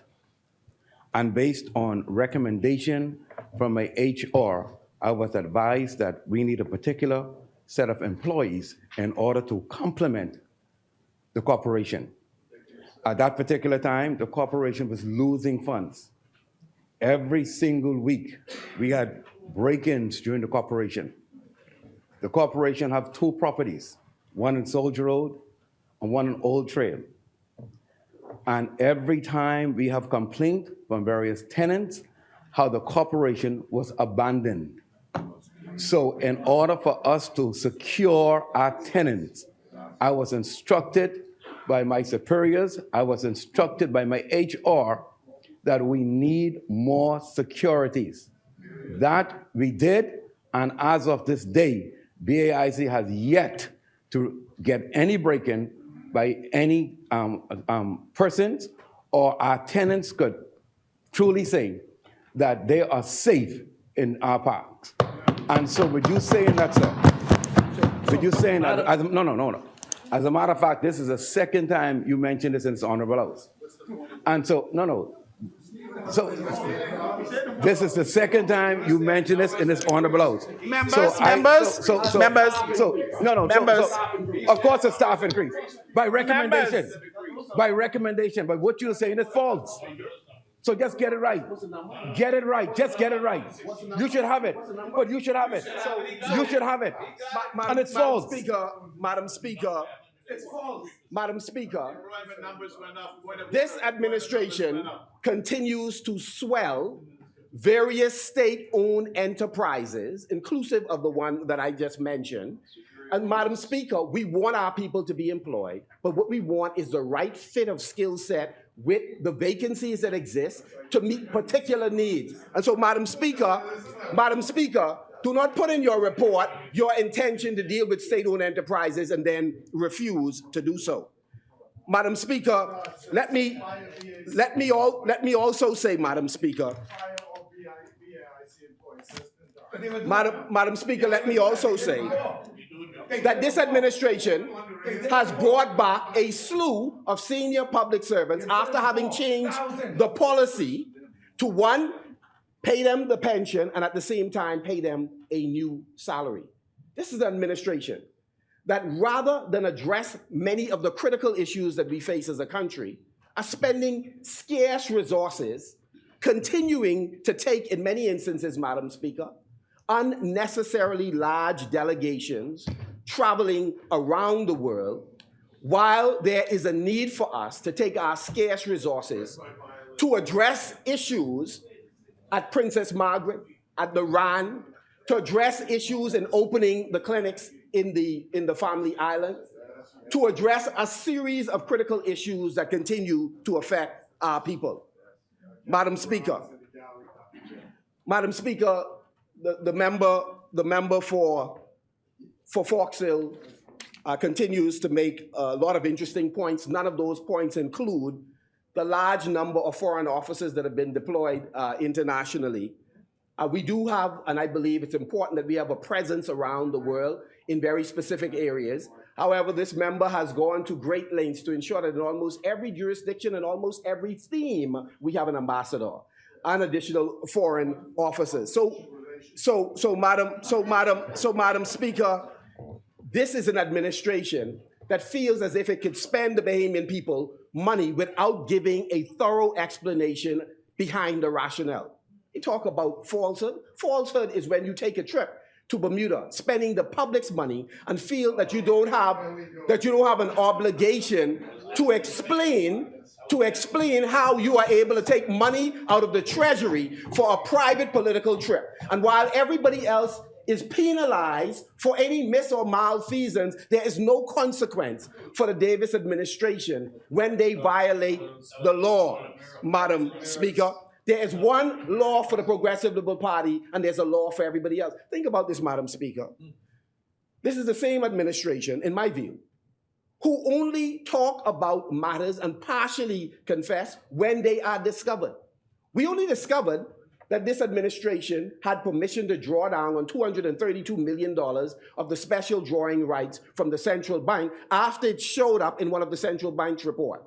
This administration didn't mention it in the debt management report they released in advance. They didn't mention it. They didn't forecast it in the budget that they had just come out of or had come out months earlier.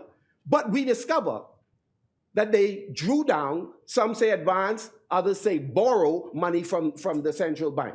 Madam Speaker, they were aware that something was inappropriate to begin to draw down on these resources because they then came up with a memorandum of understanding to go back and amend the law retroactively to make legal what they had already done, Madam Speaker.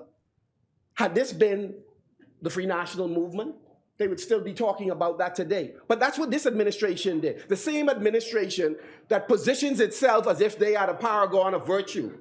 I've given a series of examples of how they violate the law, one rule for them and one rule for others. But there is no penalty. Who is penalized? Who is penalized for the violation of the Central Bank Act? Madam Speaker, today, no one has thought it even necessary to lay the memorandum of understanding on the table in the House of Assembly. They have moved on as if there is no moment in it. And we will not forget, and we will not let the public forget what they have done relative to BPL, what they have done with respect to the Procurement Act, what they have done with the special drawing rights with respect to central bank. We will not let the public forget what they have done with respect to Bermuda. This is a pattern of behavior, Madam Speaker. Madam Speaker, you see, there's no remorse in terms of when these decisions are made, Madam Speaker. Madam Speaker, the Davis-led administration has to focus on good governance, Madam Speaker. When they refuse to follow the law, it is not us who damage the public, the Bahamas' reputation. It is them that damages the reputation of the country. Because credit agencies locally and internationally are watching and listening. When they refuse to follow the law, or they put something in the fiscal strategy report and substantially move away from that report, rating agencies are watching and listening. Bilateral organizations that wish to do business with us are watching. So, Madam Speaker, it is important that the government follow the law, Madam Speaker. Madam Speaker, in this fiscal strategy report, the government projects revenue generation that we would love for them to explain in the wrap-up because we haven't heard it so far. We simply believe that these figures are not only overly optimistic, the figures are most unlikely to be achieved. I believe they're projecting anywhere from $1.1 to $1.4 billion that they hope to achieve. We simply do not see the pathway. When we look in the fiscal strategy report, we don't see the pathway to get there. Remember, Madam Speaker, they did this before in the last year. So this is an administration that is good at selling dreams with a hope that there would be some windfall that occur miraculously to confirm what they have projected. But Madam Speaker, these reports ought to show what is the plan of action that will get them to the finish line. And so, Madam Speaker, no, we don't see how they're going to get to 1.1 or 1.4 billion dollars, given the fact that there is no restraint in how they spend. No restraint. Madam Speaker, the 50th anniversary is a special occasion in our life, but watch how they bust up the money, Madam Speaker. Watch how they can bust this money up. While people are struggling to find food, while people are struggling to find accommodations, while they are reaching out for rent assistance, and the minister doesn't have sufficient money in his budget, or there isn't the timely release of the tranches to help them. Give social services more money. The promise was to increase the social safety net, but it ain't happening. It ain't happening in that way. So, Madam Speaker, it is of great concern that the government speaks truthfully in these reports so that the public is able to believe what is being represented, and our credibility would not be on the line. Madam Speaker, there's a table that the government used when it looked sector by sector at each sector's contribution to GDP. Madam Speaker, we'd like in the wrap-up for the member for Cat Island, Rumpke, and San Salvador to explain how multiple sectors' contribution to GDP in those tables appear to exceed the contribution of tourism. Now, Madam Speaker, I'm not an accountant, so there may be a logical reason why, but we certainly do not understand how transformation, how financial services, and each of those subsectors are going to exceed tourism in terms of its contribution to GDP. So that raised, Madam Speaker, certainly it raised my eyebrow, and we would like for the government to clearly indicate how is it that other sectors that we know contribute less than 30% to GDP in the sectoral breakdown appears, Madam Speaker, to say something else. Madam Speaker, the other thing that concerns me as I look at the fiscal strategy report is that the ability to get to the finish line in terms of $1.1 or $1.4 billion relies on a number of reforms. This administration is slow on a number of those important reforms. And in order to have the success that they are projecting, many of these reforms are prerequisites. So, for example, Madam Speaker, we're not moving forward in terms of ease of doing business. Some of the recent decisions by this administration is moving us backwards. It's slowing down small businesses' ability to access their license, as simple as their license. And Madam Speaker, in terms of empowering small businesses, we're still looking for the $50 million that this administration mentioned has been embedded in the budget. Madam Speaker, there is an issue with how this government is treating with a menu of options on how we can improve the ease of doing business. Local investors and international investors, if we do not create the one-stop shop, if we do not create an environment where we can move quickly, if we do not ensure that the digitization program, which Minister Thompson worked diligently on prior to demitting office, if we don't move these things ahead, Madam Speaker, much of the growth initiatives being recommended in this report will not see the light of day. Madam Speaker, there are numerous reforms that we are concerned that this administration is not on target in terms of reaching. And so, Madam Speaker, this is an administration that forecasted in the last fiscal strategy report there'll be no new taxes. But fees keep popping up all over the place. Madam Speaker, let me digress for a second just to say that I can almost assure you that 9 out of 10 ministers the last time the report was released didn't even read it in advance before it got here, because many were surprised when it was released online. So, Madam,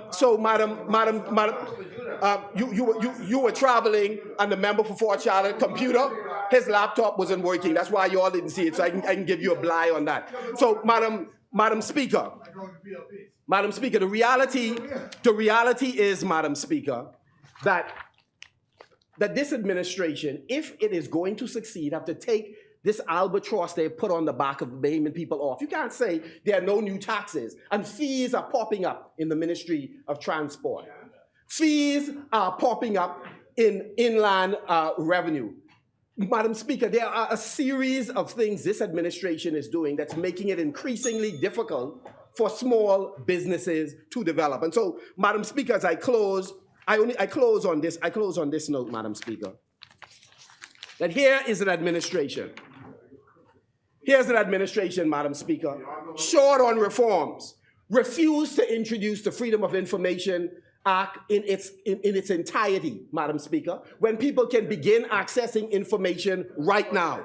Here is an administration, Madam Speaker, when they tout the growth in GDP, refuse to say that some of it is on the backs of people because of inflationary pressures, Madam Speaker. Here is an administration, Madam Speaker, who is meticulously going after Free National Movement supporters in the manner in which they are launching investigations, while there are members of the Progressive Liberal Party, Madam Speaker, who are already charged that they are seeking to nolly those cases, Madam Speaker. Here is an administration. The chair recognizes the honorable member for Cat Island, Ramkey, and San Salvador.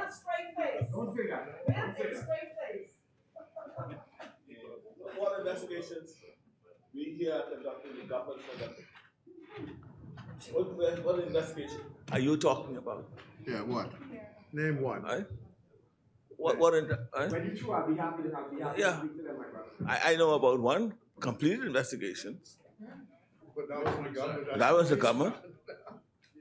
See, we're not you know. The police does their work. Right? The police does their work. Madam Thank you, honorable member. Madam Speaker, let me say this. I watch carefully, Madam Speaker, appointments that are being made, Madam Speaker. Madam Speaker, whenever the executive of government begins to become almost indistinguishable from various arms of government, we have a problem. And Madam Speaker, in my view, we are traveling down a very dangerous road in the Commonwealth of the Bahamas.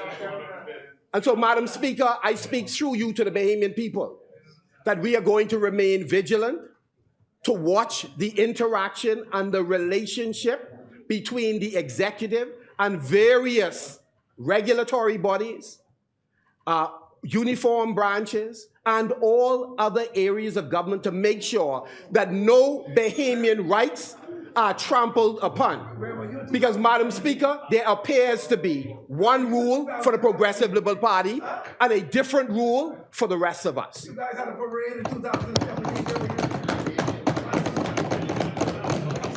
Thank you, honorable member. As many? The chair recognizes the honorable member for Fox Hill. I'm afraid that punting on the response to the Prime Minister doesn't quite answer the issue. On the question of you're making a specific allegation that the PLP is targeting FNM supporters and investigating them. That doesn't answer that allegation. If you have the evidence of that, let's see it. But as far as I know, we're not engaged in that at all. No, never. So that's the issue. I think, and all you did was punt it to another subject. You didn't say, okay, I withdraw it. It's not so. I did not withdraw. Right, so that's the point. That's what we're trying to get to the bottom of. Where's the allegation? Where is the evidence of it? Where? No, that's a serious allegation to make. What we know is there are, in the case law, in the transcript of cases, specific allegations about ministers of the FNM government that were engaged in cases that were brought before the courts. We know that, so that's on the record. They were condemned. Right, by the judges. By the judges. There's no such thing that exists on this side with that. So you have said on the record that we are politically targeting using the police, I assume, or the courts. Why assume? I mean, why did you go straight to the police? So, I have no idea. You made the statement. No, you made the statement. And I'm just saying I that, stand by the statement. no, okay, that's fine. Then we need to ask the speaker to strike it from the record because it is false, it is untrue, and it's irresponsible for you to be saying it. Let me answer. Madam Speaker, the member mentioned the police, right? I want to litigate this very carefully for you. Let me say this. There are multiple ministries where employees who are believed to be members of the Free National Movement. Just this weekend, we sought to find attorneys to go to the police headquarters to provide representation for families who are aggrieved because they have relatives who work with other folks, supposedly of other political persuasions, who are picked up, are put in custody, only to be told by some of the folks that, listen, this is an order that came from. You want me to answer you, or you don't want me to answer you? Would you like me to answer you, or you don't want me to answer you? Because we could play cute, but there are too many people who are being picked up, driven around. The chair recognizes the honourable member for Fox Hill. Carry it even farther than you went before. You asked for an explanation. I asked you to say, Members. I asked you to say, where is the evidence that we, not the police, Not what someone I can't said. speak for the police, or some third party said, no, I'm asking, where is it? You made an allegation about us. You made an allegation about members. us. You There's a made member an on the floor. allegation about us.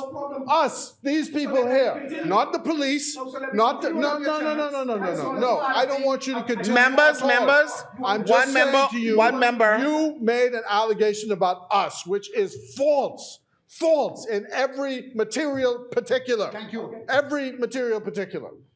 And I'm asking you, if you have evidence that we did any such thing, produce it now or withdraw it. That's what I'm saying. Otherwise, the Speaker should expunge it from the record.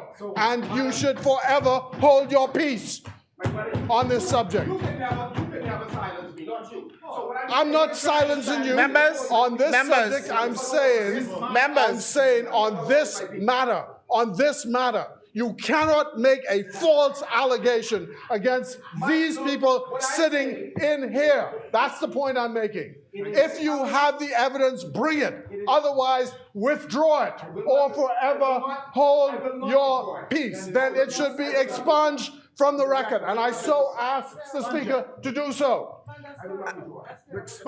It's awful getting up here making these bold assertions that are completely and utterly false. There's a member on the floor. Completely and utterly false. There's a member on the floor. Thank you, honourable member. The chair recognizes the honourable member for St. Anne's. Since the member for Fox Hill is so concerned about where the evidence is, I would suggest that he call for the appointment of a select committee so that we can carry out an investigation into this evidence, Madam Speaker. And when the member for Fox Hill stands up here, Madam Speaker, I don't know if he's speaking on behalf of his constituency or if he's speaking on behalf in his role as chairman of the Progressive Liberal Party. He needs to separate his hats when he's in this house and tone down the rhetoric, Madam Speaker, or forever hold his peace, Madam Speaker, or forever hold his peace. You can't come in here with several hats and expect the people to take you seriously. There's a rule book. You can follow the rule book. If you want to find evidence, go to the rule book, appoint a select committee. Let's get to the bottom of it. It's in the interest of the behaving people. Honourable members, honourable Forever, Madam Speaker. Honourable Hold your members. peace. What is this all this shouting Appoint a about? select committee. Lord of mercy. Appoint a select committee, Madam Speaker. Honourable member. Appoint a select committee. I have a request before the Speaker. Or forever hold your peace, Madam Speaker. Honourable member. You recognize anybody else yet? I'm still. Honourable member. Honourable member. You recognize somebody else now? Am I still on the floor? Is my question, Madam Speaker. No, tone down. Thank you, Madam Speaker. You're calling the chair you. I'll hold my Don't do peace. that. I'll hold my peace, Madam Speaker. Calm down. Thank you. Honourable members, let me say something here. I sit in this honourable place and I hear. But let me say this, and I say this in representation of the good men and women on the Royal Bahamas Police Force, where I spent 30 years of my life. And when these things, we have to remember now, as we sit in this place and we pass these laws and these accusations, we have to remember there's life outside of these halls. And those men and women are honorable men and women. who show up every day to serve this country. And I sit in this chair, and I will not allow members to come on, I don't care which side, and make those men and women look like they cooperate with any government illegally against people in this society. And I am on the floor now, honorable member, and I am speaking. And I will have that expunged from the records of this place. And I hope to never hear any member on any side unless they bring some hardened facts to this floor. Do that to the honorable members of the Royal Bahamas Police Force. Madam Speaker, it was not done. What I said did not do what... Remember, I have not recognized anybody in this place. Let me say this. Madam Speaker. Madam Speaker. The chair recognizes the honorable member from Marco City. Members opposite talked about members of the former administration, ministers, who were judicially condemned. Madam Speaker, they talked about the interaction of those ministers with police officers and others. That is what the assertion was. It is not possible. It is not possible. Now, I'm talking about what is on the floor today. I'm not talking about what happened there when I wasn't present. No, Madam Speaker. When I wasn't present. No. When I wasn't present. They just did it. Madam Speaker, may I complete the statement? So my point is, Madam Speaker. And didn't I say on all sides? Well, yeah, but I want to be clear so that let us be clear. So that the public does not get the impression that I am berating the police force. I support the police force. But what I do not support is somebody in authority who believe they have the ability to call someone, to draw attention to someone without even reducing it to writing. And persons are picked up. Can I finish the statement? Because I'm in here to represent Bahamians out there who are aggrieved as well. And so the chair recognizes the honorable member for Fox Hill. Sublime to the ridiculous. You then have made a set of allegations, which we have asked, Madam Speaker, to be expunged from the record. There is nothing to support the allegation that was made against these members sitting in here of directing any political persecution or prosecution against any person. Insofar as he's quoting what I said, I simply said that my recollection was that there is on the record of the courts allegations and findings against ministers of their administration in connection with cases brought against members of the former administration. That's what I said. I went no further than that. All I ask at this point is that this matter be concluded by either he withdraws what the allegation against us or it's expunged from the record. That's all I ask. Thank you, honorable member. As many, the chair recognizes the honorable member for South and Central Andros. Good afternoon, Madam Speaker. how many people do you carry to this time? How many people? Good afternoon, Madam Speaker, once again. Today I stand here to give a contribution on the fiscal strategy report for 2022. I must say that I am thankful to the leader of government business, the member for West Grand Bahama and Bimini, for the confidence in allowing me to speak and present on behalf of the great people of Mangrove Key, Central, and South Andros.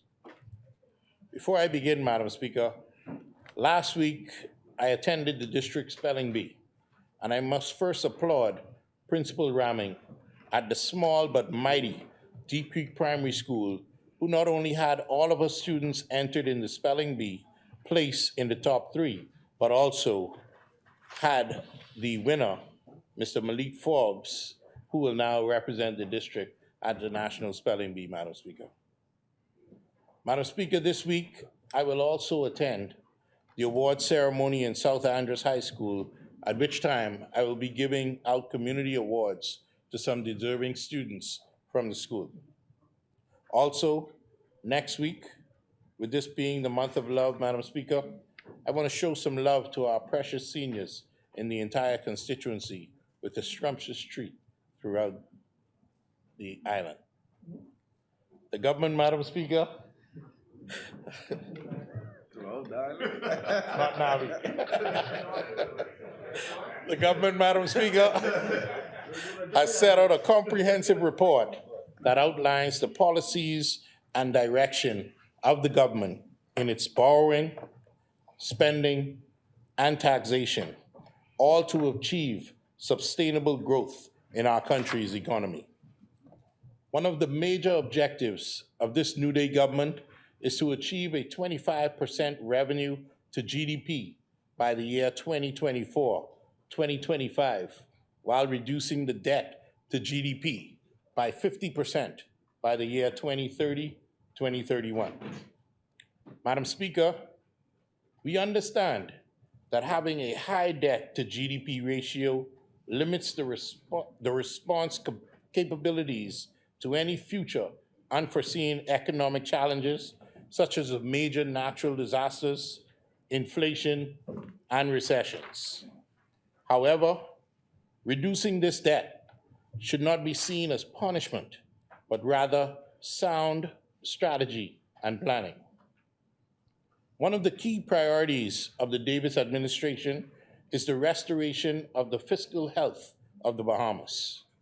This government aims to do this by utilizing aggressive revenue enhancement targets, especially when we have those who are able to contribute more than others. In the existing tax framework, we want to design a plan that ensures equity in taxation.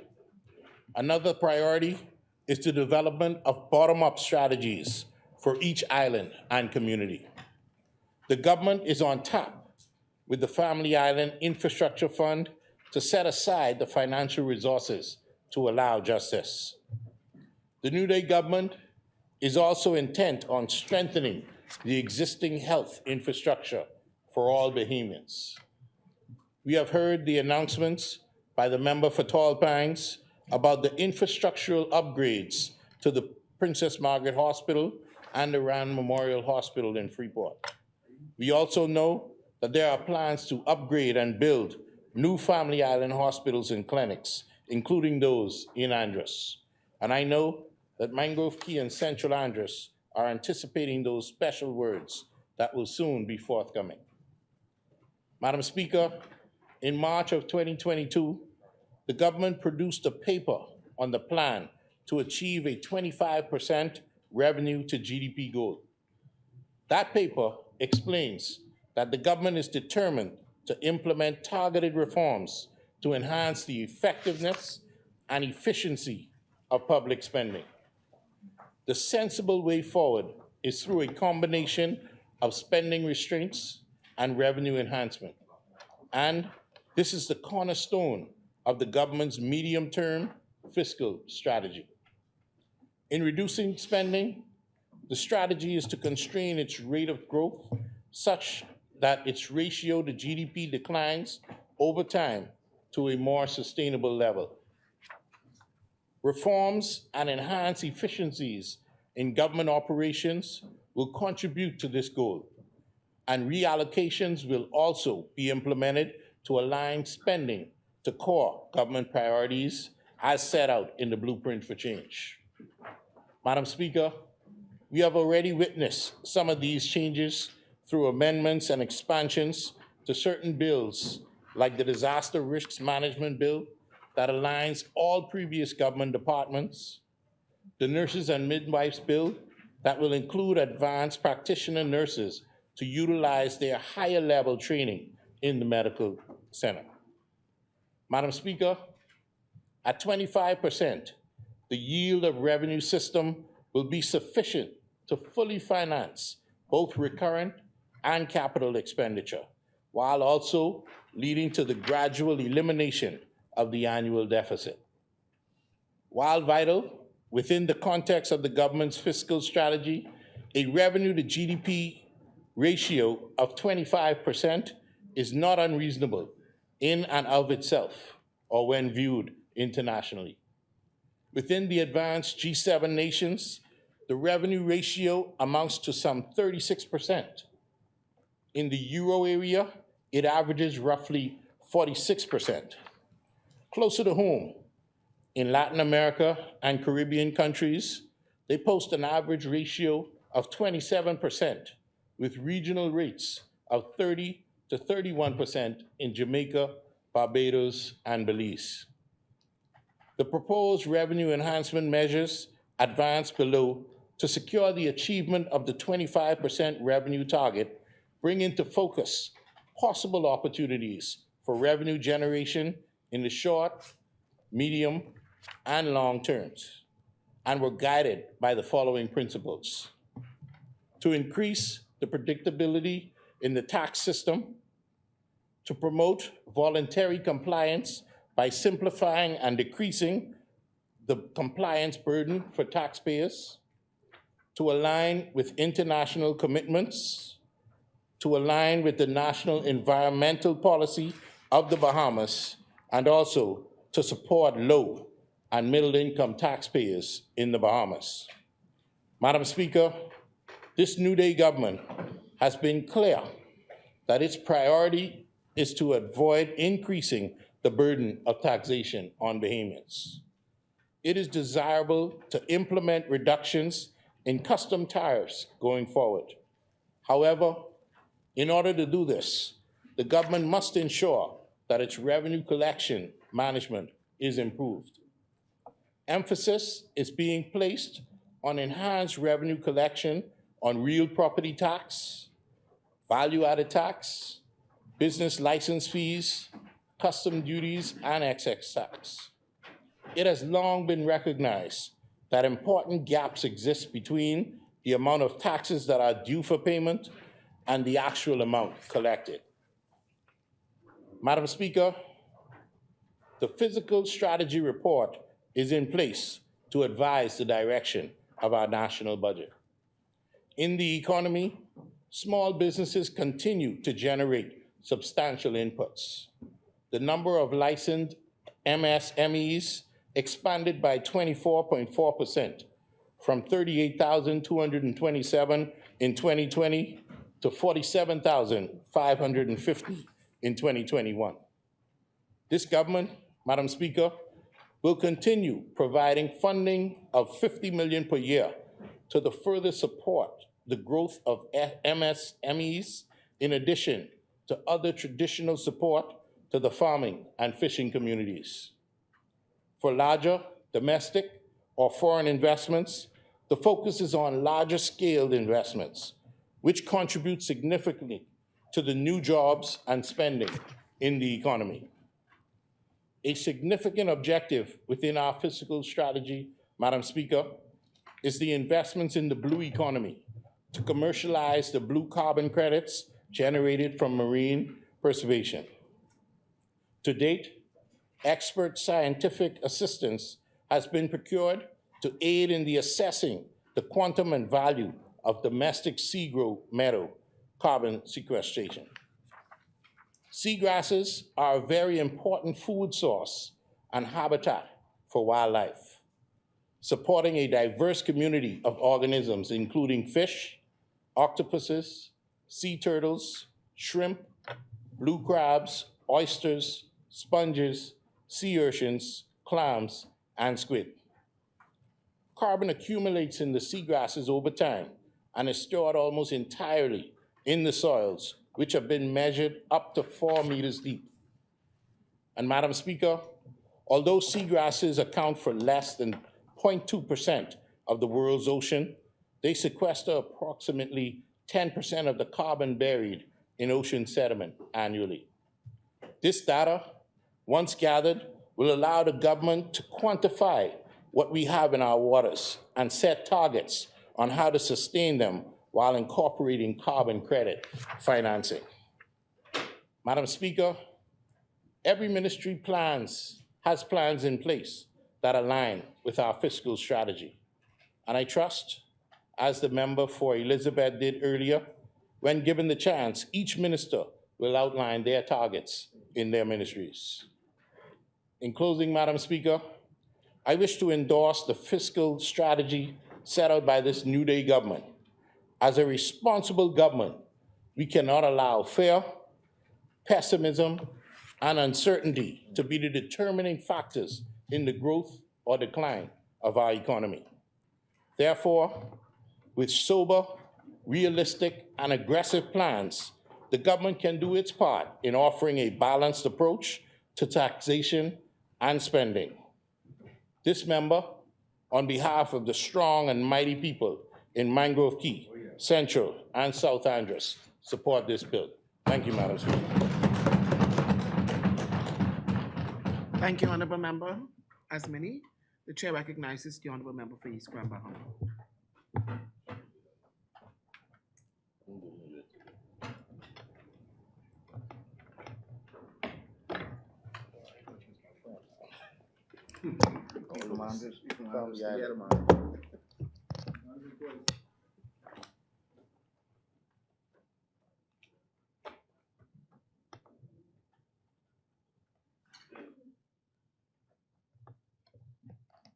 Thank you very much, Madam Speaker.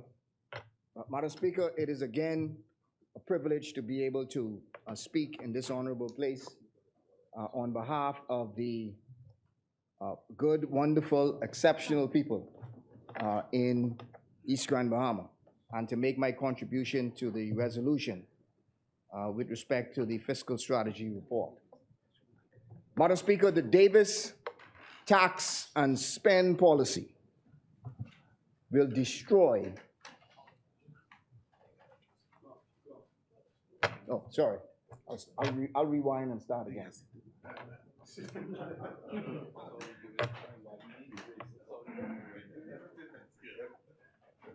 What?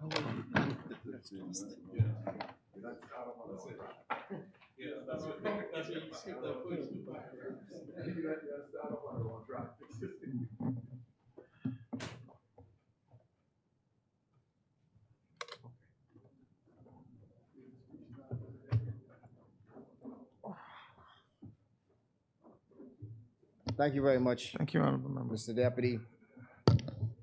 The Davis tax and spend policy will destroy the middle class. The PLP government's revenue projections make it clear that they intend to squeeze every dime possible from the middle class.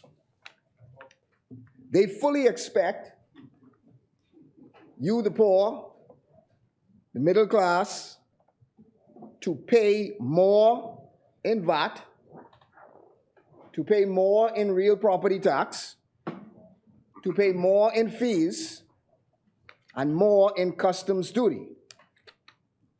Mr. Deputy, to the tune of over $1 billion more. The Davis tax and so they can spend policy plans to make life even more expensive and even more difficult for the Bahamian middle class. You are seeking to force, and I use the word force, the middle class to sacrifice while not being prepared to do the same.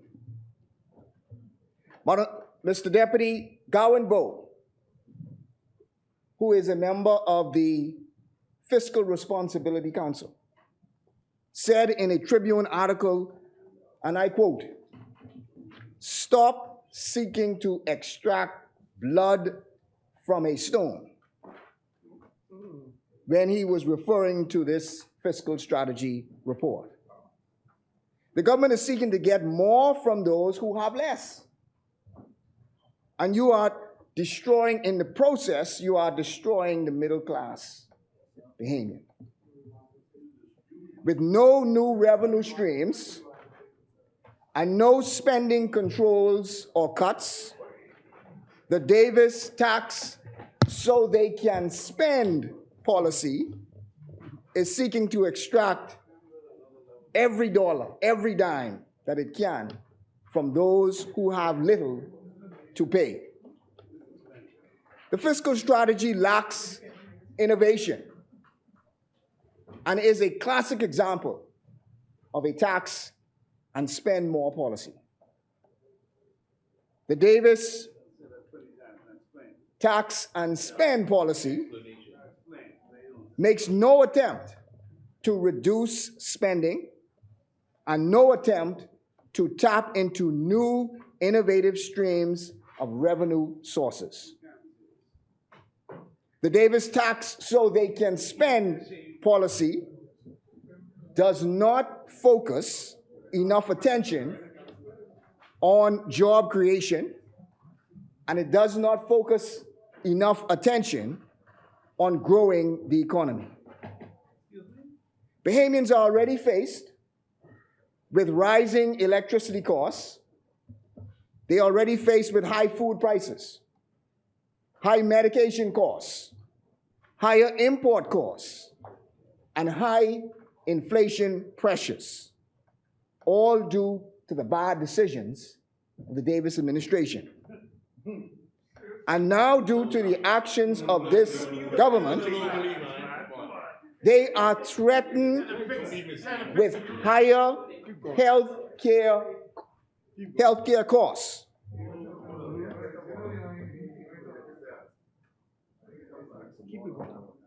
Madam Speaker, my constituents and Bahamians all across the Bahamas are calling on the government to not increase healthcare costs with their change in the interpretation of the VAT Act.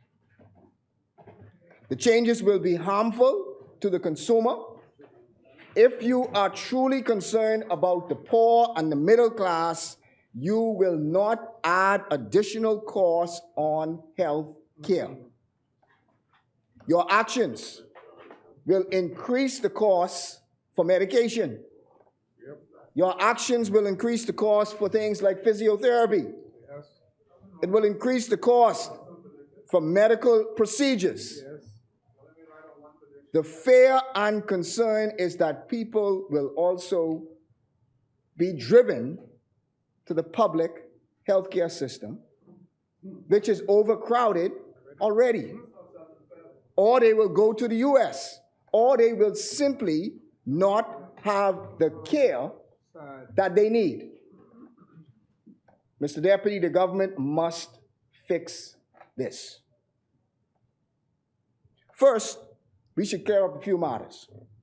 The Prime Minister continues to push this untrue that he met an economy in shambles, when the truth of the matter is that the PLP met an economy well on its way to recovery.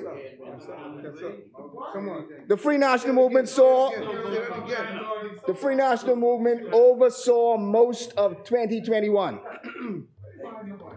which forecasted GDP growth at 2%. In fact, the estimate was beaten by 11%. And in 2021 settled economic growth at 13.6%. The Prime Minister claims that this report was late due to the S&P evaluation. Well, if you said this in November, or if you said this in December, or even if you said this in January, maybe we could believe what you said.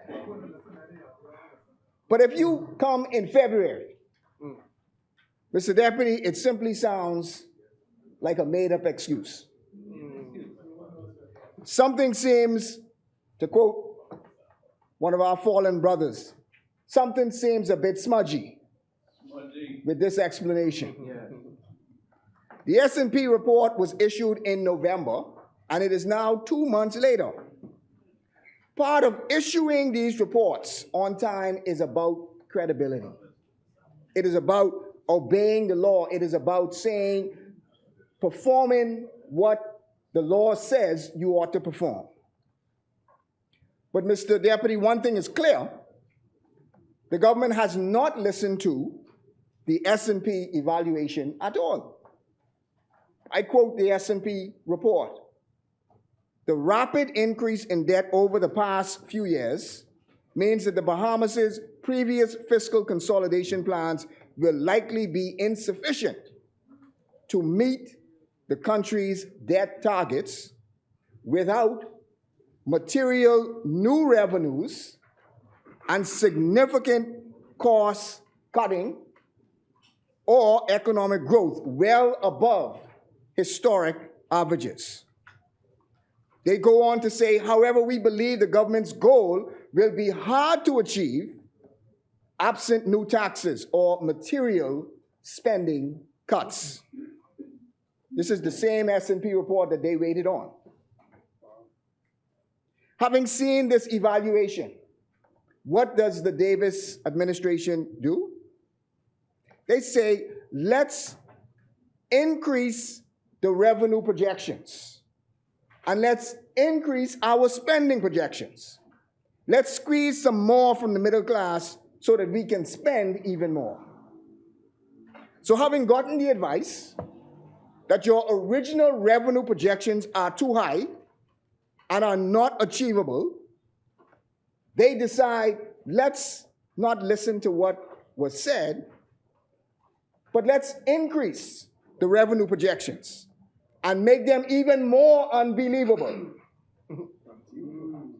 In Moody's report, which came out 1 month before the S&P, they also said Moody's needed to see, and I quote, the government's implementation of a fiscal and economic policy that support fiscal consolidation process and place the government's debt on a more durable downward trajectory. In other words, we want to see the debt come down. We want to see the spending cuts. We want to see the management of your spending.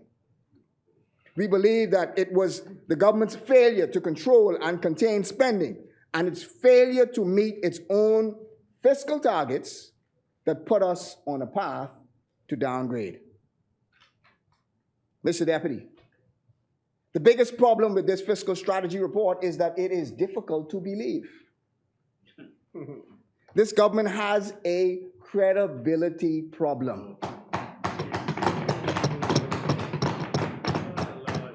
The first fiscal strategy, and I remind them, which was 1 year ago, is again not consistent with this year's fiscal strategy report. You come to office and you promise in the first fiscal strategy that you will cut spending. You made significant spending cuts in your first fiscal strategy.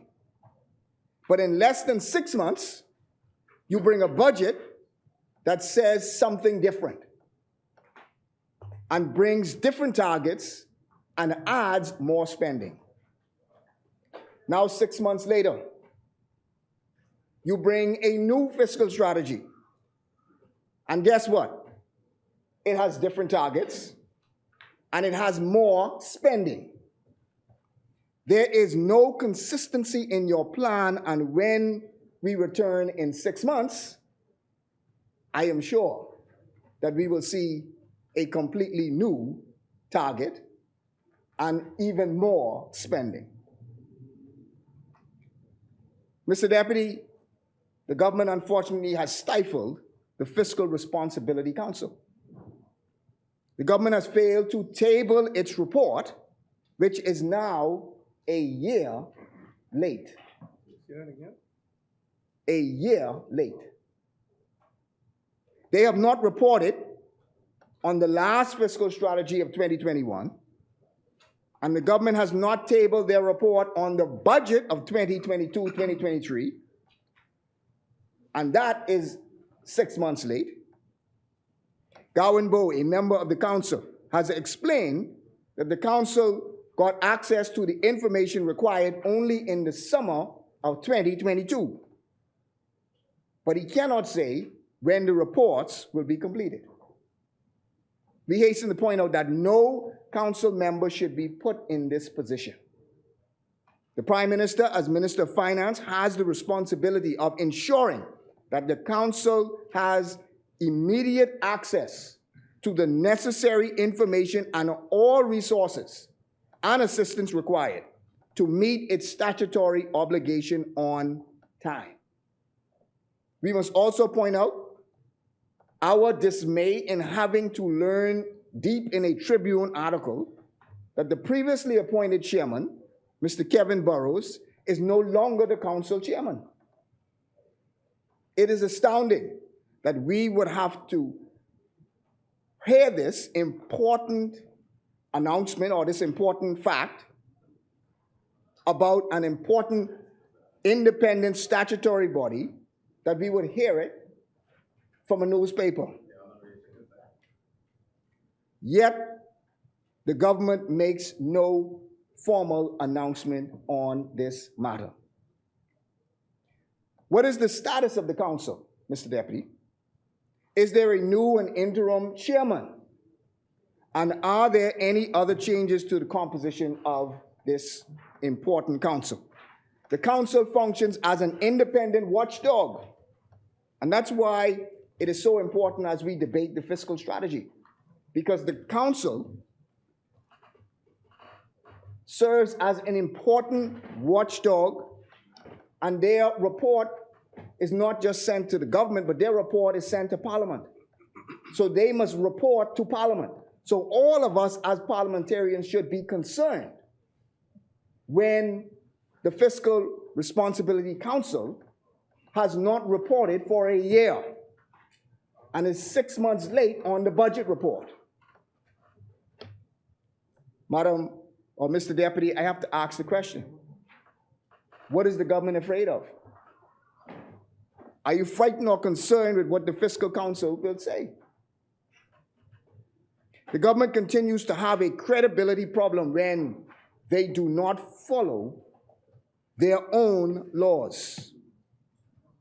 Yes, the Bahamas is a country of laws, but it seems as though it is only this when it suits the government.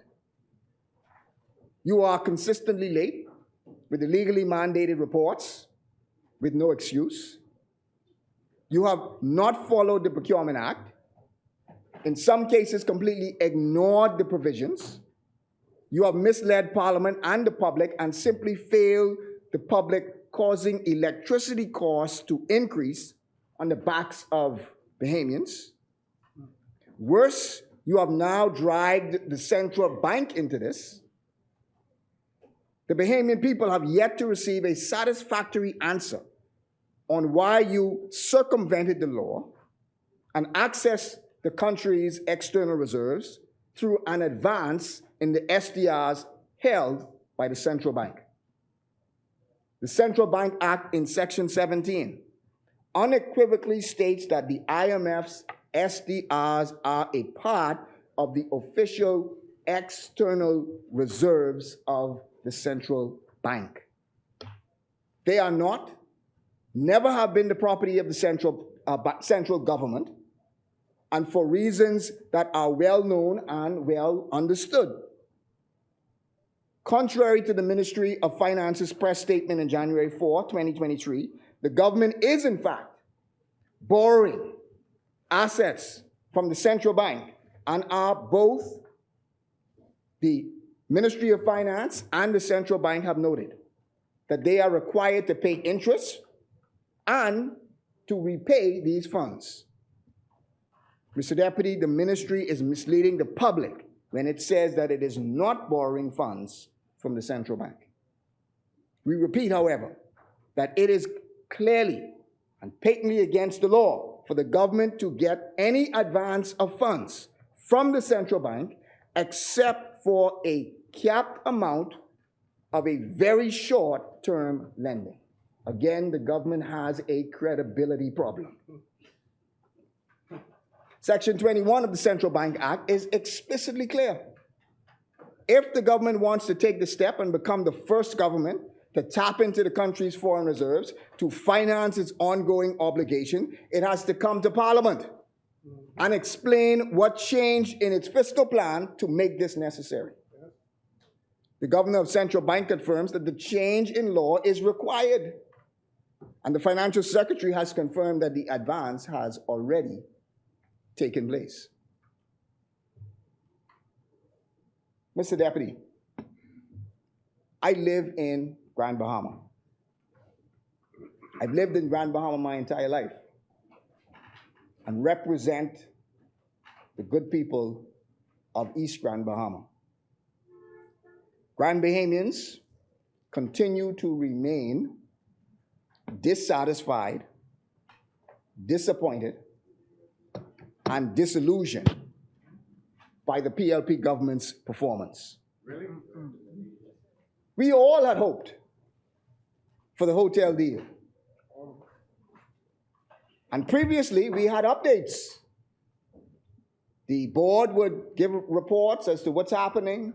The Minister for Tourism would give reports as to what's happening. The Minister for Grand Bahama would give reports as to what's happening.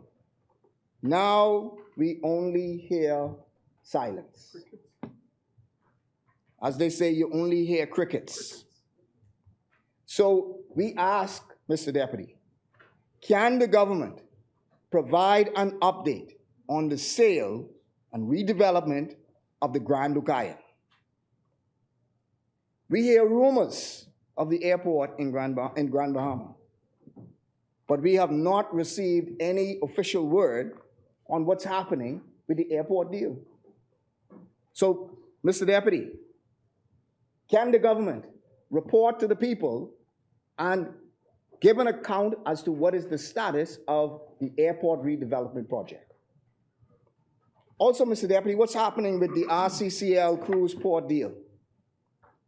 What's happening with the solar grid project that was slated for East Grand Bahama?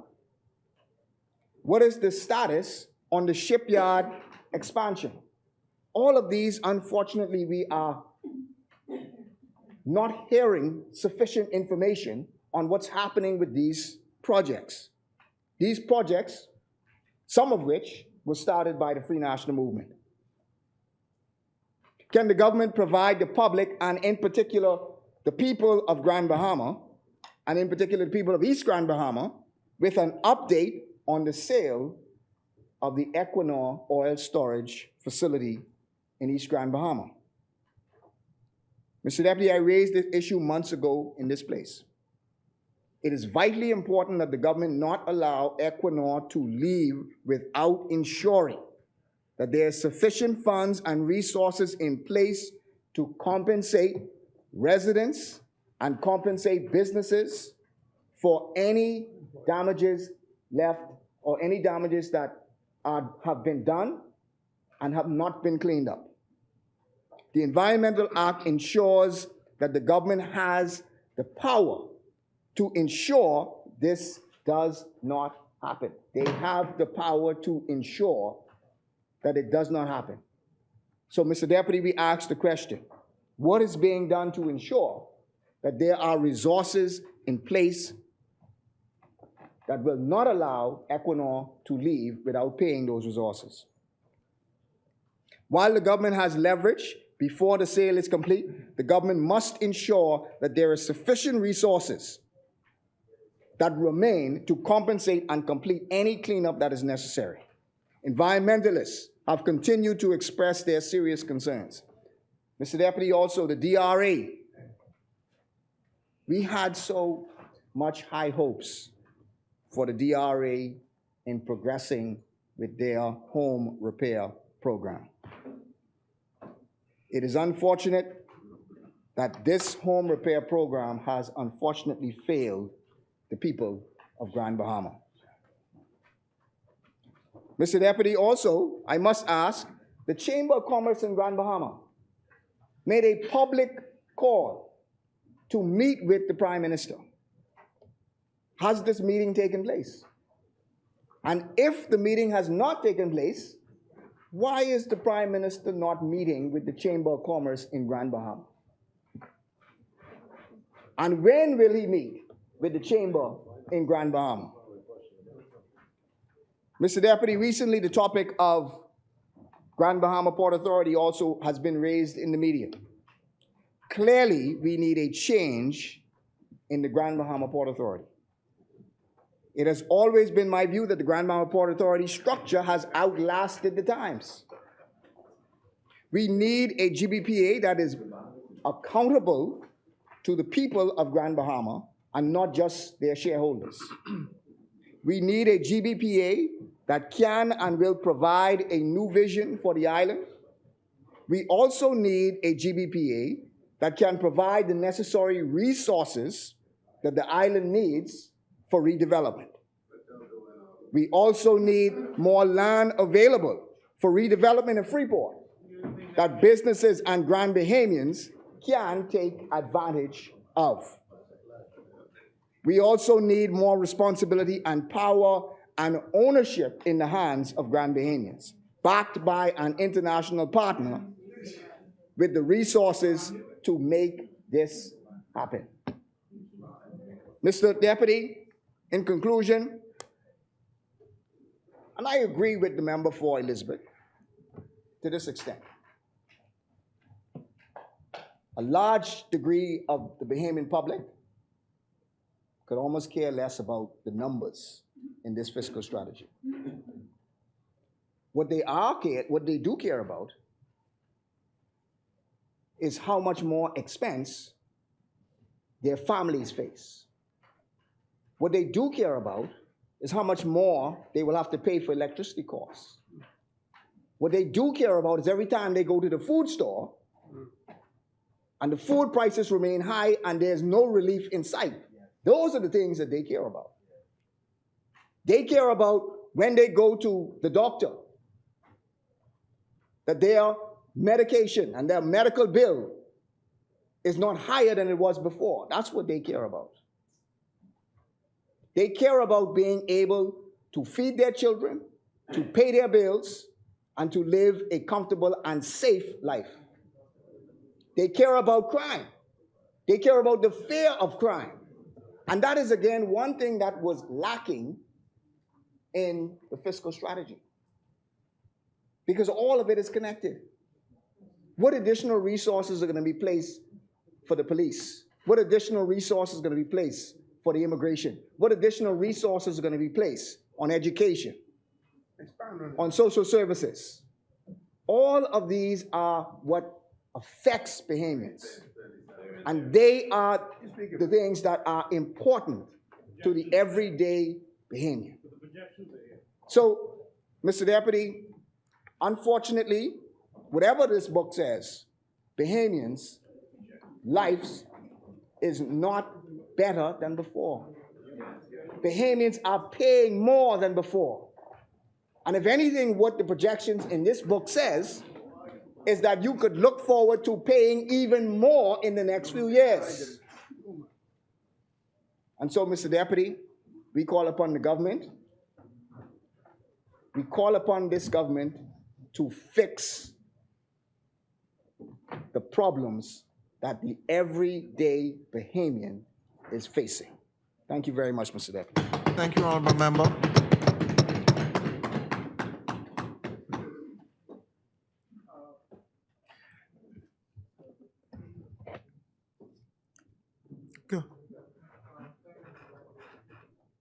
I didn't want to stop the good member from East Grand Bahama at the beginning of his speech, but I've said this before in this place, and we must be cautious with how we make statements that would seek to grab the headlines and the attention of the papers.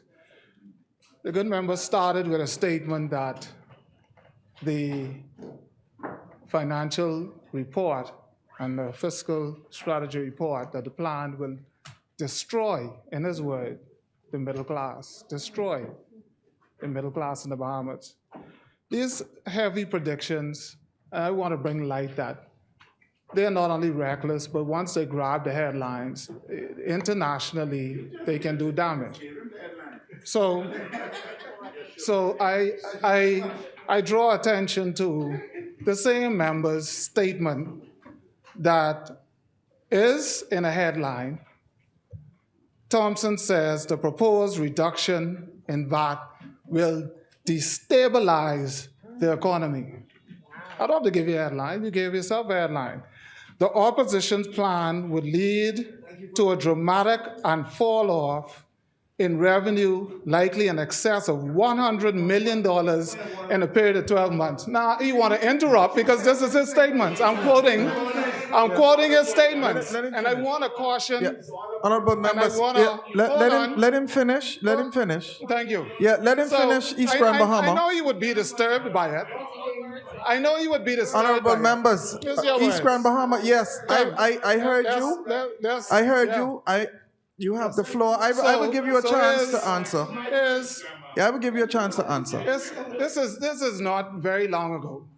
These bold predictions that he claimed to have as an expert on finance is reckless, and he has been on record incorrect, grossly mistaken, and misleading. And again, he comes with this, and I am cautioning the good member, through you, Mr. Speaker, to refrain, because your words have consequence. And it will come back down to you, and we will table this for the... Thank you, Honorable Member. The chair recognizes the Honorable Member for East Grand Bahama. Mr. Deputy, I wish to thank the member for Yamaka. I wish to really thank him because he has repeated in this place the headline that was in the paper. So I wish to thank him for actually giving more attention for the statements that I make.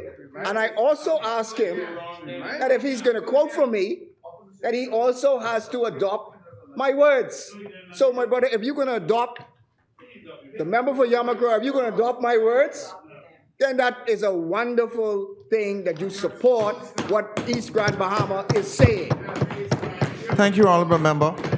The chair recognizes the Honorable Member for West Grand Bahama and Bimini. Madam Speaker, I'm rather surprised that the member for East End is boasting of how he gave such a negative forecast. It's proven to be untrue. Why would you boast about that? And obviously he's not adopting your words. He is quoting from a news report. He's adopting the report, not your words. Madam Speaker, Mr. Deputy, I now move for the suspension of the House to return at 3 o'clock this afternoon. It has been moved and seconded that the business of the House be suspended till 3 p.m. As many as are in favor will remain seated. Those opposed will stand. The motion is carried. The business of the House is suspended to 3 p.m.